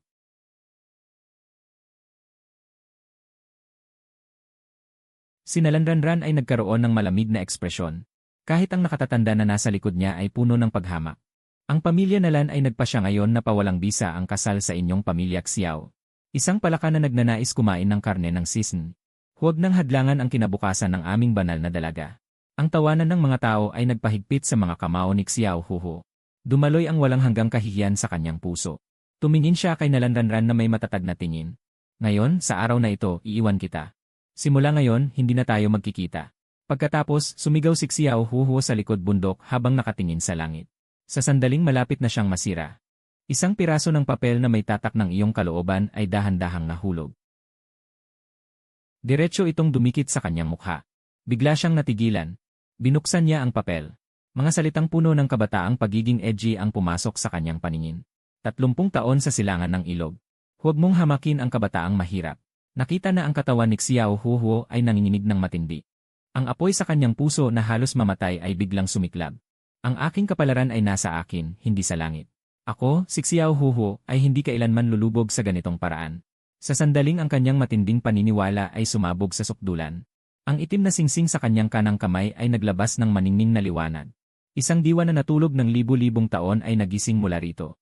Munting isa, pinaghirapan mo ang mga taong ito. Ang liwanag sa labas ay biglang sumabog ng lubusan. Kasabay nito, bili-bili, isang enerhiya na tumawid sa panahon ay bumagsak sa altar. Hindi inaasahan na ang gantimpala ay magiging napakagimbal. Bili-bili, anong uri ng premyo kaya ito? Ikaw ay matamang tumingin sa altar. Nakita ang altar ng Phoenix sa kaliwa. Sumabog ang isang itim na liwanag paitaas. Agad na sumabog ang isang nakakatakot na diwa mula rito. Naglalaman ito ng labis na galit at put. Wow, itim na liwanag pala. Wala ka na, kailangan mong tumakbo ng mabilis. Sa sandaling iyon, isang nakasisilaw na pulang liwanag ang biglang nagliwanag sa buong kalangitan. Nakita mo itong pangyayari. Tumigil ang iyong mga paa. Pulang liwanag na premyo pala. Ano pang itatakbo mo? Sa sandaling iyon, nang makita mo ang gantimpala ng dalawang altar, nanginig ang iyong anit. Kaluskos, ang isa ay naglalabas ng itim na liwanag na pataas. Nagpa siya kaagad na huwag nang tumakas. Pagkatapos, diretsong lumiko ka at tumakbo patungo sa altar ng paghahandog. Samantala, biglang yumanig ng malakas ang lupa sa ilalim ng iyong mga paa. Nakita na isang figura ang biglang lumitaw mula sa itim na liwanag na altar. Ang kanyang mukha ay may 7 bahaging pagkakahawig kay Nalanranran. Ngunit ang kanyang ekspresyon ay labis na baliw. At ang kanyang boses ay puno ng matinding put. Pinawala mo siya sa akin. Nagmadali kang buksan ang mata ng katotohanan. Mayroong epikong antas na masamang espiritu ng sama ng loob ni Nalanranran. Mayroong epikong antas na masamang katawan ng kapahamakan na may epikong sanhi at bunga na pagbaluktot. Kumakaluskos, mayroong kaparehong dugo ni Nalanranran. Mayroong kaparehong dugo ni Nalanranran. Mayroong kaparehong dugo ni Nalanranran, ang ugali ay mapilit at baliw. Kumakaluskos, ang ugali ay mapilit at baliw. Bigla kang nagpahid ng langis sa talampakan upang makatakas. Ngunit ang masamang katawan ay direktang humabol sa iyo. Kumakaluskos, kahit na ang katawan ay kasing tibay ng bakal. Kumakaluskos, ikaw ay tinamaan hanggang sa dumura ng isang bibig ng lumang dugo. Ang iyong loob ay labis na natakot. Kumakaluskos, naku, paano ito laruin? Nakita na ang masamang espiritu ay dumating sa isang iglap at direktang tinarget ang iyong lalamunan. Ang relong bulsa ng tadhana ay nagbabala ng baliw sa sandaling ito. Agad kang tumalon pabalik upang iwasan ang pag-atake. At saktong saksak patungo sa masamang espiritu. Kumakaluskos, hindi inaasahan na walang sagabal na natusok ito. Biglang kumislap ang iyong mga mata. Mukhang hindi ordinaryo ang punyal na ito. Ang masamang espiritu ay nasaktan at agad na umatras, natakot lumapit. Pagkatapos ay naghagis sa iyo ng isang bolang itim na apoy. Gumulong ka at bahagyang nakaiwas. Kumakaluskos, pagkatapos ay handa kang sumalakay ng aktibo. Dahil ang punyal ay kayang basagin ang depensa ng kalaban. Kaya hindi imposible na patayin ito. Pagkatapos ay binuksan mo ang mata ng katotohanan. Nakita na ang tiyan ng masamang espiritu ay kumikislap ang kulay lila na liwanag. Doon ang kanyang kahinaan. Pagkatapos ay lumapit ka at direktang sinaksak ang tiyan ng kalaban. Ang masamang espiritu ay agad na nagtanggol. Kumakaluskos, sabay na mabilis na inabot ng isang kamay. Kumakaluskos, bigla mong binago ang direksyon ng punyal. Bigla mong binago ang direksyon ng punyal. Ngunit ang iyong kaliwang braso ay malubhang nasugatan ng kanyang mga kuko. Kumakaluskos, ang liwanag sa tiyan ng masamang espiritu ay biglang naging maputla ng kaunti. Pagkatapos ay nagsimula kayong magtapatang-tapatan. Matapos mong palalimin pa ang sugat sa tiyan ng kalaban. Ikaw ay malakas na pinalipad pabalik. Nang nagpupumilit kang tumayo, parang mababali ang iyong gulugod. Ang bolang liwanag sa tiyan ng masamang espiritu ay lalong dumidilim. Kumakaluskos, nagdikit ng mga kamay at direktang nagtipon ng lahat ng sama ng loob ng katawan. Isang malaking talim ang biglang nabuo at pumutol sa iyo. At ikaw ay naghihintay ng ganitong pagkakataon. Kumakaluskos at ikaw ay naghihintay ng ganitong pagkakataon. Agad mong inihagis ang isang tiket sa ika-4 na tagpo. Ang malaking talim ng masamang espiritu ay biglang naglaho. Kumakaluskos, ang mukha ay nagpakita ng pagkalito at pagsisisi. Sumabog ka ng pinakamabilis na bilis. Sa wakas ay bumagsak ang kanyang katawan. Tapos na ang labanan. Puno ka ng sugat sa buong katawan. Balibaliktad ang kaliwang braso at tadyang. Ngunit kahit ganito ay hindi mo nakalimutan ang itlog ng dragon. Matapos itong ilabas, ay agad mong inutusan na sumipsip ng itim na dugo sa lupa. Kitang-kita ang pagtaas ng progress ng pagpisa nito. Hanggang sa huminto ito sa 49.6%.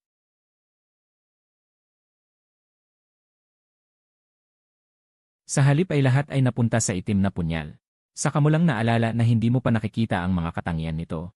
Sa pag-activate ng mata ng katotohanan, lumitaw ang impormasyon ng punyal sa iyong paningin. Primary Soul Dagger, 77 puntos na growth progress, kalidad. Growth type na mitolohiya. Malaki ang resistensya ng may-ari sa polusyon ng isip. Kumislap ang galak sa iyong mga mata. Isa na namang mitolohiyang kagamitan. At kayang labanan ang atake sa isip. Ito mismo ang pinakakailangan mo ngayon. Ngunit kung ikaw ay makontrol hanggang maging tanga, kahit gaano kalakas na stats ay maaaring dahan-dahang patayin. At ang punyal na ito ang eksaktong pumupuno sa kakulangan na yon. Pagkatapos magpahinga, nakabawi ka ng kaunting lakas. Tumingin sa cellphone. 11:45. Hinihila mo ang iyong sugatan na katawan pasakay sa katayan. Kasabay nito, 3 sasakyan ang mabilis na papunta rito. Kitang-kita ang namumutlang mukha ni Qin Feng sa passenger seat. Sa nakaraang 2 araw, halos mabaliw sila sa stress. Una ang nakakatakot na pulang ilaw sa sentro ng lungsod. Sumunod ang ginintuang ilaw sa abandonadong pabrika. Hindi inaasahan na ngayon ay may sumabog na pulang ilaw sa kanlurang labas. Sa pagkakataong ito, dapat makakuha ng mga pahiwatig. Ngunit nanginginig ang boses ni Linwan sa tabi, pinuno. 11:50 na. Kung hindi makarating bago mag-alas 12. Nang dumating ang grupo sa lugar, nagkalat lang ang gulo sa harapan. Kitang-kita ang mga bakas ng labanan sa lupa. Agad na inutusan ni Qin Feng ang mga miyembro na mangolekta ng ebidensya. Sabay na inutusan si Linwan na gamitin ang energy recall. Kitang-kita si Linwan na mabilis na lumapit. Sumunod ay pinagdikit ang mga kamay at pumikit. Nang lumabas ang malambot na asul na liwanag. Sa sandaling malapit nang lumitaw ang eksena sa harapan. Hindi inaasahang nanginginig ang kanyang katawan. Isang lagok ng dugo ang direktang sumabog palabas. Bigla siyang nahimatay palikod. Si Qin Feng ay nagulat at agad siyang inalalayan. Samantala, nagsimulang bumagsak ang mga patak ng tubig na kalat-kalat. Bigla, isang kidlat ang tumawid sa buong kalangitan. Dumating ang oras sa hating gabi. Lahat ng mga bakas ay muling nahugasan ng kulay abong ulan. Ang altar at ang dugo sa lupa ay nawala lahat. Mabuti na lang dumating ang mga miyembro sa tamang oras upang mag-ulat. Nakakolekta kami ng ilang patak ng dugo. Bigla, si Qin Feng ay naggangalit ang mga ngipin at agad na nag-ulat sa punong tanggapan. Samantala, lahat ay mag-o-overtime ngayong gabi. Sa kabilang banda, sa wakas ay nakabalik ka sa katayan. Bigla, ang mga sugat sa katawan ay nagpapalakad sa iyo ng mahigit 2 oras. At ang unang bagay na ginawa mo pagbalik mo ay direktang ihandog ang Windwalker boots sa Crimson Throne. Bigla, lumitaw ang isang bagong bote. Ang pinagmumulang dugo ay may mahusay na kalidad. Kapag na-absorb, malaki ang pagtaas ng buong katawan ng ki at dugo. Permanenteng pinatatag. Nang makita ang mga salitang malaking pagtaas ng ki at dugo, may pag-asa ka. Bigla, ininom mo ito ng diretsyo. Hindi inaasahan na biglang nanginig ng malakas ang iyong katawan. Ramdam mo lang ang isang puwersa na tumatakbo ng ligaw sa loob. Ang mga buto at sugat ay mabilis na lumalaki. Ang mahusay na pinagmumulang dugo na ito ay talagang pinakamahusay na gamot na nagpapahaba ng buhay. Bigla, ang mahusay na pinagmumulang dugo na ito ay talagang pinakamahusay na gamot na nagpapahaba ng buhay. Ang mahusay na pinagmumulang dugo na ito ay talagang pinakamahusay na gamot na nagpapahaba ng buhay. Bigla, pagkaraan ng ilang sandali, ang mga sugat ay nagsimula ng magtuklap. Pagkatapos, muli mong inilabas ang punyal. Ang laban kagabi ay nagbigay sa iyo ng kaunting ugnayan sa sandatang ito. Simula bukas, kailangan mong magkatay muli ng manok. Bigla, simula bukas, kailangan mong magkatay muli ng manok. Bigla, at sa bawat manok na katayin mo, ay mapapabuti ang iyong pamamaraan ng paggamit ng lakas. Ang progreso ng itlog ng dragon at ang paglago ng punyal ay tunay na 3-sa-1 na nagtatamo ng perpektong sirkito. Kinabukasan ng umaga, naglabas ka ng 5 bagong pusporo at inihandog ang mga ito. Bigla, matapos inumin ang 4 na bote ng pinagmumulang dugo na nakuha. Matapos inumin ang 4 na bote ng pinagmumulang dugo na nakuha, tinawagan mo ang telepono ni Boss Wang ng bukid. Di nagtagal, 1,200 na manok ang dinala. Inilabas mo ang soul dagger at nagsimulang magsanay. Bigla, inilabas mo ang soul dagger at nagsimulang magsanay. Matapos ang isang umaga ng pagproseso, ang progreso ng paglago ng soul dagger ay umabot sa 177 puntos. Bigla, at ang itlog ng dragon ay lumago rin ng kaunti. Sa wakas, umabot na sa 54% ang progreso ng pagpapapisa. Sa wakas, gumalaw na ang itlog ng dragon. May maliit na bitak na lumitaw sa ibabaw ng shell. Isang mabalahibong buntot ang sumilip. At ang dulo ng buntot ay pamilyar na hugis puso. Hindi ba ganyan din ang buntot ng sinipsip na succubus? Sige, hindi ako nagkamali sa pag-aalaga sa itlog ng dragon na ito. Sa kabilang banda, si Yan Ruoxui at ang kanyang grupo ay dumating sa abandonadong bodega. Sa tabi niya ay si Xia Weiwei. Dahil sa sobrang swerte ni Xia Weiwei. Biglang nagtanong si Xia Weiwei nang may pag-aalinlangan. Sa napakaliblib na lugar na ito, mayroon ba talagang ganyang dalubhasa na sinasabi mo? Tumalikod si Yan Ruoxui at malamig siyang tiningnan. Huwag mong isiping dahil swerte ka ay pwede kang magsalita ng walang pakundangan. Malakas ang lalaking iyon. Kung hindi dahil sa ulat ng impormante kagabi na may pulang ilaw sa lugar na ito, hindi siya maglalakas loob na pumunta rito. Sa bubong ng isang sirasirang gusali sa malapit. Ulat sa Bureau of Investigation, may kahina-hinalang target sa abandonadong bodega sa kanlurang labas. Sa loob ng Jiangsu Bureau of Anomalous Affairs, Nang marinig ni Qin Feng ang balita, may bahagyang saya sa kanyang madilim na mukha. Sa wakas, may bakas na. Matapos makuha ang mythical dragon egg at dagger. Sa isang umaga ay natapos na ang target na 1,000 manok na katayin. Malaki na ang progreso ng soul dagger at dragon egg. Maganda ang kalooban mo, naghanda na bumalik sa lungsod upang mag-alay. May narinig na isang matinding at desperadong sigaw. May nakitang isang lalaking nasa katanghalian na may dalang bakantong kahon at umiiyak. Tumakas ang asawa ko. Ayaw na ako kilalanin ng anak ko. Ano pa ba ang silbi kong mabuhay? Ang security guard sa tabi ay naiinis. Iniisip niyo bang ito ay wishing well? Ang mga tao sa paligid ay nag-uusap-usap tungkol sa lalaki. Nalaman mo ang pangyayari mula sa mga usapan. Binenta pala ng lalaki ang bahay niya para bumili ng isang jade pendant. Para lang sa pag-aalay ngayong araw. Pero ang ibinigay ng altar ay isang walang silbing pamalo. Kakaiba ang hugis nito at kumikinang na ginto. Kaya naman nagsugal ang lalaki rito. Pagkatapos, binuksan mo ang iyong tunay na mata. Altar number 17,626. Nakakonekta sa abandonadong vault ng goblin na may daang-daan.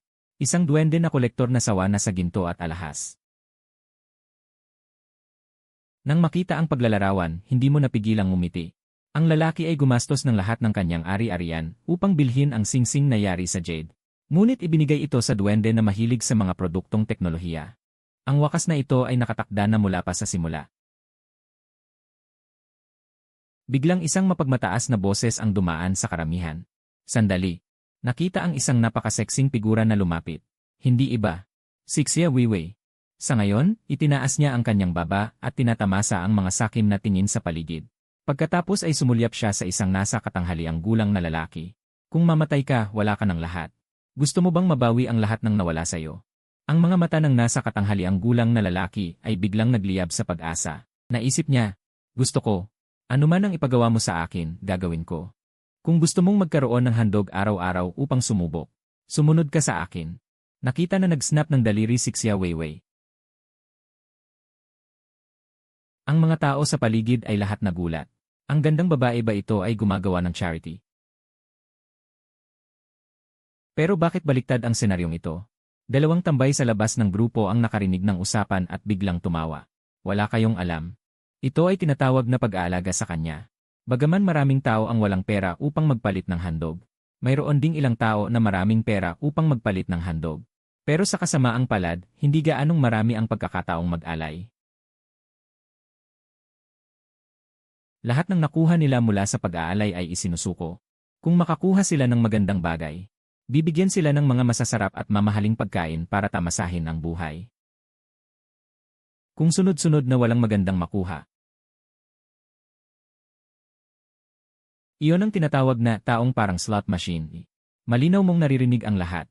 Ngunit ang kapalaran ng iba ay wala sa iyong pakialam. Ngunit nang ikaw ay lumingon para umalis, may isang boses na nagmula sa likuran. Uy, ikaw Narinig mong boses iyon ni Xia Weiwei. Ngunit hindi mo ito pinansin at nagpatuloy sa paglakad. Tumigil ka. Bingi ka ba? Sinabi kong tumigil ka Napilitan kang huminto at dahan-dahang lumingon. Kitang-kita sa mukha ni Xia Weiwei ang baluktot na kasiyahan. Sumali na siya sa Black Shadow, ang pinakamalaking underground na organisasyon sa buong lungsod.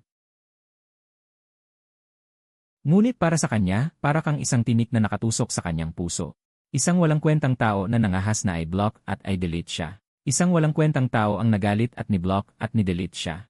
Ngunit hindi niya inaasahan na ngayon ay kusa siyang lalapit. Nakatayo siya na naka-cross arms, mapanuksong nagsalita mula sa taas. Ni-block mo ako pero hindi mo napigilan ang paghahanap sa akin. Nagsisisi ka na ba? Pero huli na ang lahat para magsisi. Biglang nagkaroon ng tawanan at usapan sa karamihan. Saan galing ang lalaking ito na parang mestizo?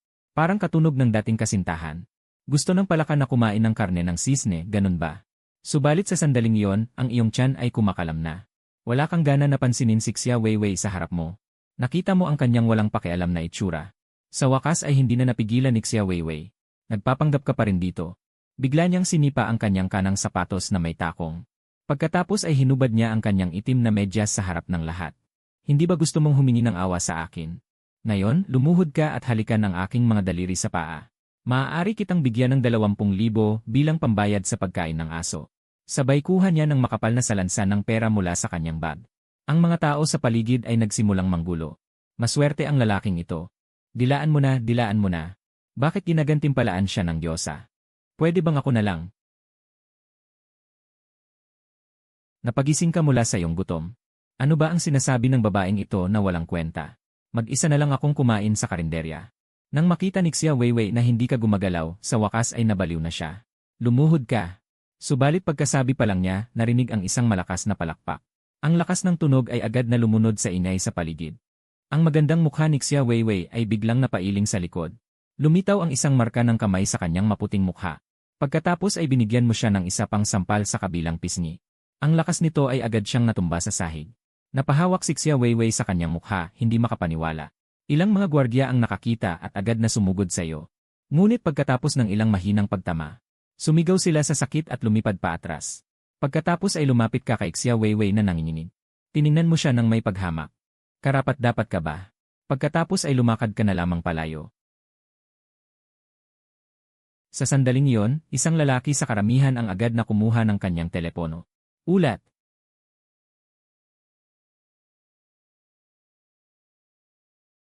Ay naitala na sa tanggapan ng pamamahala ng mga kakaibang pangyayari. At ang si Peacock ay ang codename ni Xia Weiwei. Ang mga nakatagong bantay ang responsable sa pagmamanman sa bawat galaw nila. Ang taong iyon ay nagpatuloy sa pag-uulat. Tila siya ang dating nobyo nito. At saka magaling sa pakikipaglaban. Ang pagtalo sa mga security guard ay parang laro lang. Sa tanggapan ng pamamahala ng mga anomalya. Nang marinig ni Qinfeng ang ulat, sinabi lang niyang, alam ko maliit na sagutan lang. Itala sa record at patuloy na obserbahan. Sandali lang. Tinitigan niya ang mga lihim na larawan na ipinadala ng impormante mula sa pinangyarihan. Ang iyong anino ay malabo. Ngunit pakiramdam niya ay parang nakita na niya ito sa isang lugar. Biglang tumigil si Qinfeng sa kanyang ginagawa at tumingin. Nakita niyang ikaw ay nagpapatunay. Saan nanggaling ang pagkakakilala? Ngunit kahit anong alaala ni Linwan, hindi niya maalala. Siguro dahil sa sobrang stress kamakailan. Si Qinfeng naman ay kumikislap ang mga mata habang nakatitig sa screen. Mag-utos ng 2 tao na siya sa atin ang dating nobyo ni Xia Weiwei, na kayang patumbahin ang ilang security guard sa isang iglap. Sa kabilang banda, naglakad ka patungo sa pamilyar na ihawan. Nakita mong pareho pa rin ito tulad ng dati. Maingay ang mga tao at puno ng usok ng luto. Nakita mong may isang nasa edad 40 na lalaki na lumalakad patungo sa iyo. May dala siyang pulang bag at naglalakad sa pagitan ng mga mesa ng inuman. Nakita mong lumapit siya sa mga lalaking naglalaro ng bato-bato pick sa katabing mesa. Mga kuya, pasensya na sa abala. Mayroon akong isang bagay dito, tingnan nyo. Isang asul na ilaw na kagamitan na kakakuha ko lang ngayon. Asul na ilaw. Ang ilang mga lalaki ay nagulat. Tingnan, ang lalaki ay kumuha ng isang tasa na may asul at puting disenyo mula sa kanyang bag. Ang ilan ay nag-usisa at kinuha ang tasa, isa-isa itong sinuri. Gumamit pa sila ng flashlight para suriin ng mabuti. Ngunit wala silang natagpo ang gamit ang tasa. Tingnan, ang lalaking may balbas ay naiinip na kumaway. Sabihin mo kung ano ang silbi nito at magkano ang gusto mong ibenta. Ang nasa katanghaliang lalaki ay napakagatlabi at nagtaas ng 3 daliri. Tingnan, ang gamit nito ay hindi pa malinaw sa ngayon. Nang marinig iyon, ang lalaking may balbas ay dumura ng alak. 30,000. Nababaliw ka na ba sa kahirapan?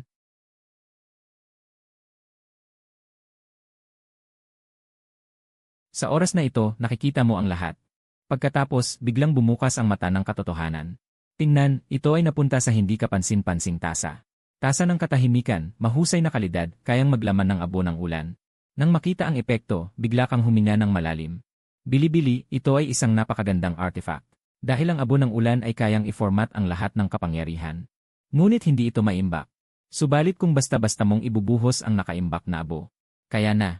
Kailangan bilhin agad. Sa pag-isip na ito, mabilis mong tinawag ang lalaking nasa katanghalian. Siya ay nagmamadaling tumakbo papalapit. Boss, gusto mo bang tingnan ang aking mga gamit? Ito ay talagang isang asul na ilaw na props. Ang lalaking may balbas sa katabing mesa ay mabilis na nagpaalala.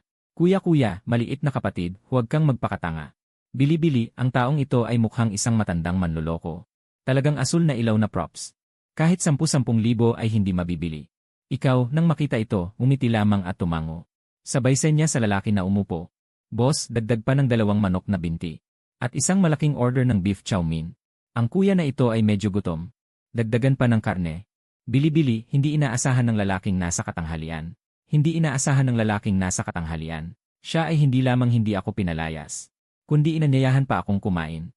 Bagaman ang maliit na kapatid na ito ay mukhang inosente. Sa totoo lang, hindi kaya gusto niyang kunin ang aking bato. Nang maihatid ang mainit na pagkain, ang lalaking nasa katanghalian ay nagsimulang kumain ng malakas. Sandali lang, nang matapos siyang kumain, saka ka nagsalita. Kukunin ko na ang asul na ceramic na tasa. Siya pala ay si Zhao Gang. Dati siyang isang bihasang analista ng pamumuhunan. Ngunit nagkasakit ng malubha ang kanyang anak. Naubos lahat ng kanyang ipon. Sa kawalan ng pag-asa, napilitan siyang ipagbili ang tasang porselana na berde. Pagkatapos ng kasunduan, dinala mo si Zhao Gang upang kumuha ng pera. Sa daan, si Zhao Gang ay may pag-aalalang hawak ang tasang may disenyong asul. Batang kaibigan, talaga bang naniniwala ka sa akin? Nang marinig ito, tumigil ang iyong mga hakbang. Tio Zhao, hindi sa tasa ako naniniwala, kundi sa isang ama na handang gawin ang lahat para sa kanyang anak. Ang pinakamahalaga sa mundong ito ay hindi ang mga kayamanan, kundi ang liwanag na hindi pa namamatay sa iyong mga mata. Ang iyong mga salita ay tulad ng mainit na sikat ng araw. Bili-bili, Brod, naalala ko ang iyong kabutihan. Sumusumpa ako, sa pagkakataon, gagantihan kita. Di nagtagal, kinuha mo na ang pera. Ang lalaki ay hindi na napigilan ang sarili. Nanginginig ang kanyang mga kamay, parang luluhod sa iyo. Ngunit inalalayan mo siya. Pagkatapos mag-iwan ng impormasyong pangkontak, siya ay nawala sa karamihan. Habang pinapanood ang kanyang paglisan, naalala mo ang iyong pulang trono. Kailangan niya ng napakaraming basurang kagamitan upang pakainin. Upang patuloy na mag-transform ng source blood para palakasin ang sarili. Kaya kailangan mong espesyal na bumili ng mga basurang gamit na kinasusuklaman ng iba. Si Zhao Gang ay maaaring magamit ito sa hinaharap. Bili-bili, pagkatapos ay inilabas mo ang iyong cellphone. Bili-bili, tumingin sa oras. Bili-bili, alas 7:40 ng gabi. May natitira pang mahigit 4 na oras bago dumating ang gray rain. Humanda na sa pag-aalay. Ano ang nangyari sa buwan? Bili-bili, nakita na ang dating maliwanag na buwan. Bili-bili ay nabalot ng isang layer ng dugo. Bili-bili, sa loob ng ilang segundo. Bili-bili, ang buwan ay ganap na naging blood moon. Biglang nanginig ang iyong puso. Alam ng mga naglaro ng laro. Bili-bili, ang blood moon ay nangangahulugang malas na sumpa at kapahamakan. Ang blood moon ay nangangahulugang malas na sumpa at kapahamakan. Ano ba talaga ang nangyayari? Sa oras na ito, ang pagkabalisa at presyon ay kumakalat sa karamihan. Ang mukha ng bawat isa ay nabahiran ng isang kakaibang kulay dugo. Mabilis mong inilabas ang cellphone. Binuksan ang forum. Nakita na lahat ng laman ay mga hula tungkol sa blood moon. #7,020 signal ng blood moon 8. 0301 bili-bili, tapos na, ang blood moon ay sakuna. Bili-bili, mayroon akong kutob na may malaking mangyayari ngayong gabi. Bili-bili, matapang na hula. Bili-bili, doble ang tsansa na lumabas ang magagandang bagay sa panahon ng blood moon. Anong epekto? Bili-bili, mga sugarol, sige na. Dugo. Kaya ano ba talaga ang epekto ng blood moon na ito? Tumingin ka sa isang altar na hindi kalayuan. Ito ay parang isang kalawanging vending machine. Dahil sa epekto ng blood moon, nagsimula itong maging kakaiba. Mabilis mong binuksan ang Eye of Truth. Altar number 20,247. Konektado sa bikong mekanikal na wasteland. Isang mekanikal na vending machine na gumagala sa wasteland. Mahilig mangolekta ng iba't ibang uri ng pera. Ang epekto ng blood moon, natitirang 0 beses ng pag-aalay. Bili-bili ay direktang itinapon sa altar sa harap. Bili-bili, biglang nawala ang barya. Ngunit mas kakaiba ay, ang ibinalik na bagay ay hindi naglabas ng liwanag. Bili-bili, ang ibinalik na bagay ay hindi naglabas ng liwanag. Bili-bili, kasabay nito ay natakpan ng isang layer ng dugong ambon. Kahit gaano kalapit ang mga tao sa paligid. Bili-bili, hindi rin makita kung ano ang nasa loob. Biglang bumilis ang tibok ng iyong puso. Pagkatapos ng paglukob ng blood moon, ang bilang ng pag-aalay sa altar ay naging limitado. Kasabay nito, ang proseso ng pag-aalay ay hindi magpapakita ng kaukulang liwanag. Ano kaya ang bagay na yon? Bili-bili, tanging ang nag-alay lamang ang makakaalam. Ito ay isang regalo mula sa langit para sa iyo.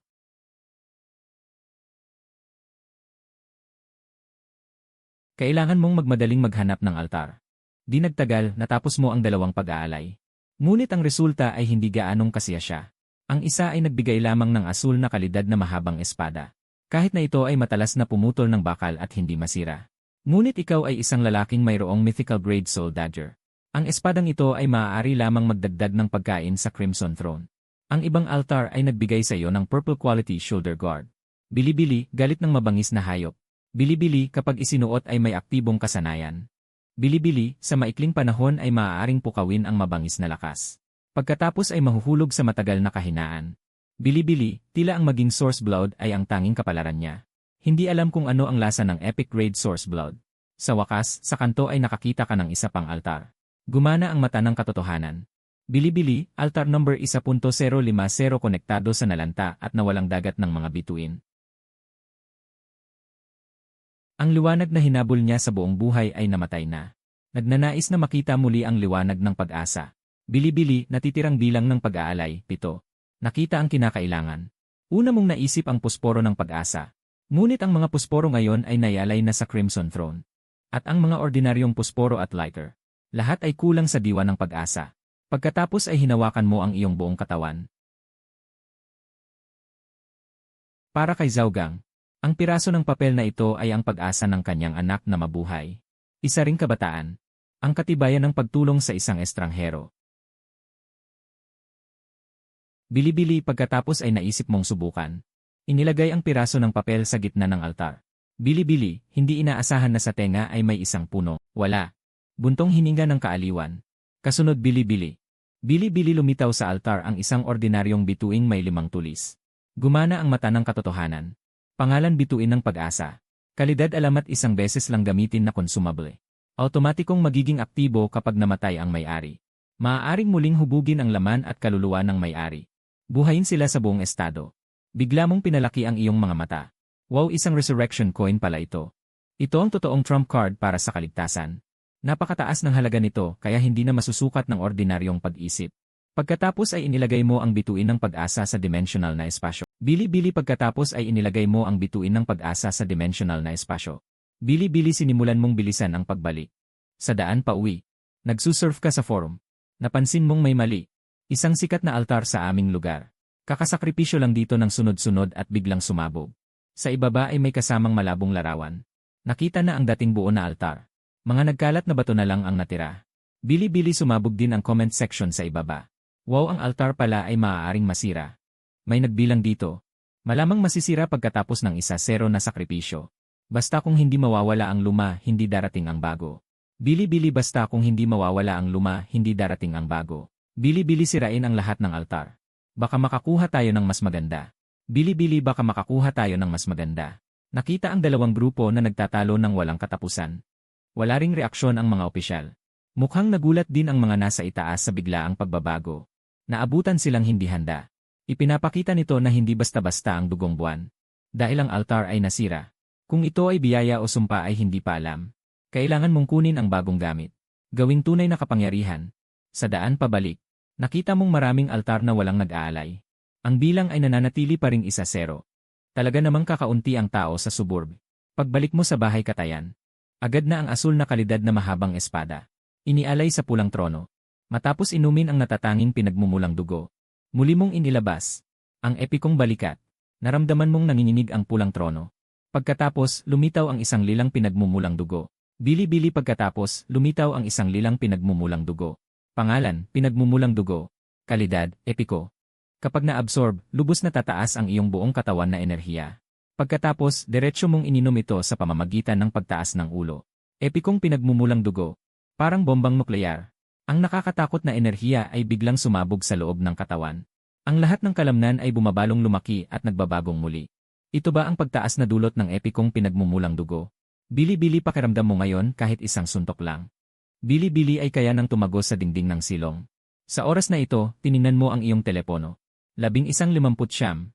Pagkatapos, nag-scroll ka sa live stream. Tingnan kung may pagbabago pagkatapos ng 12. Sa loob ng live stream. Akala ko noong una.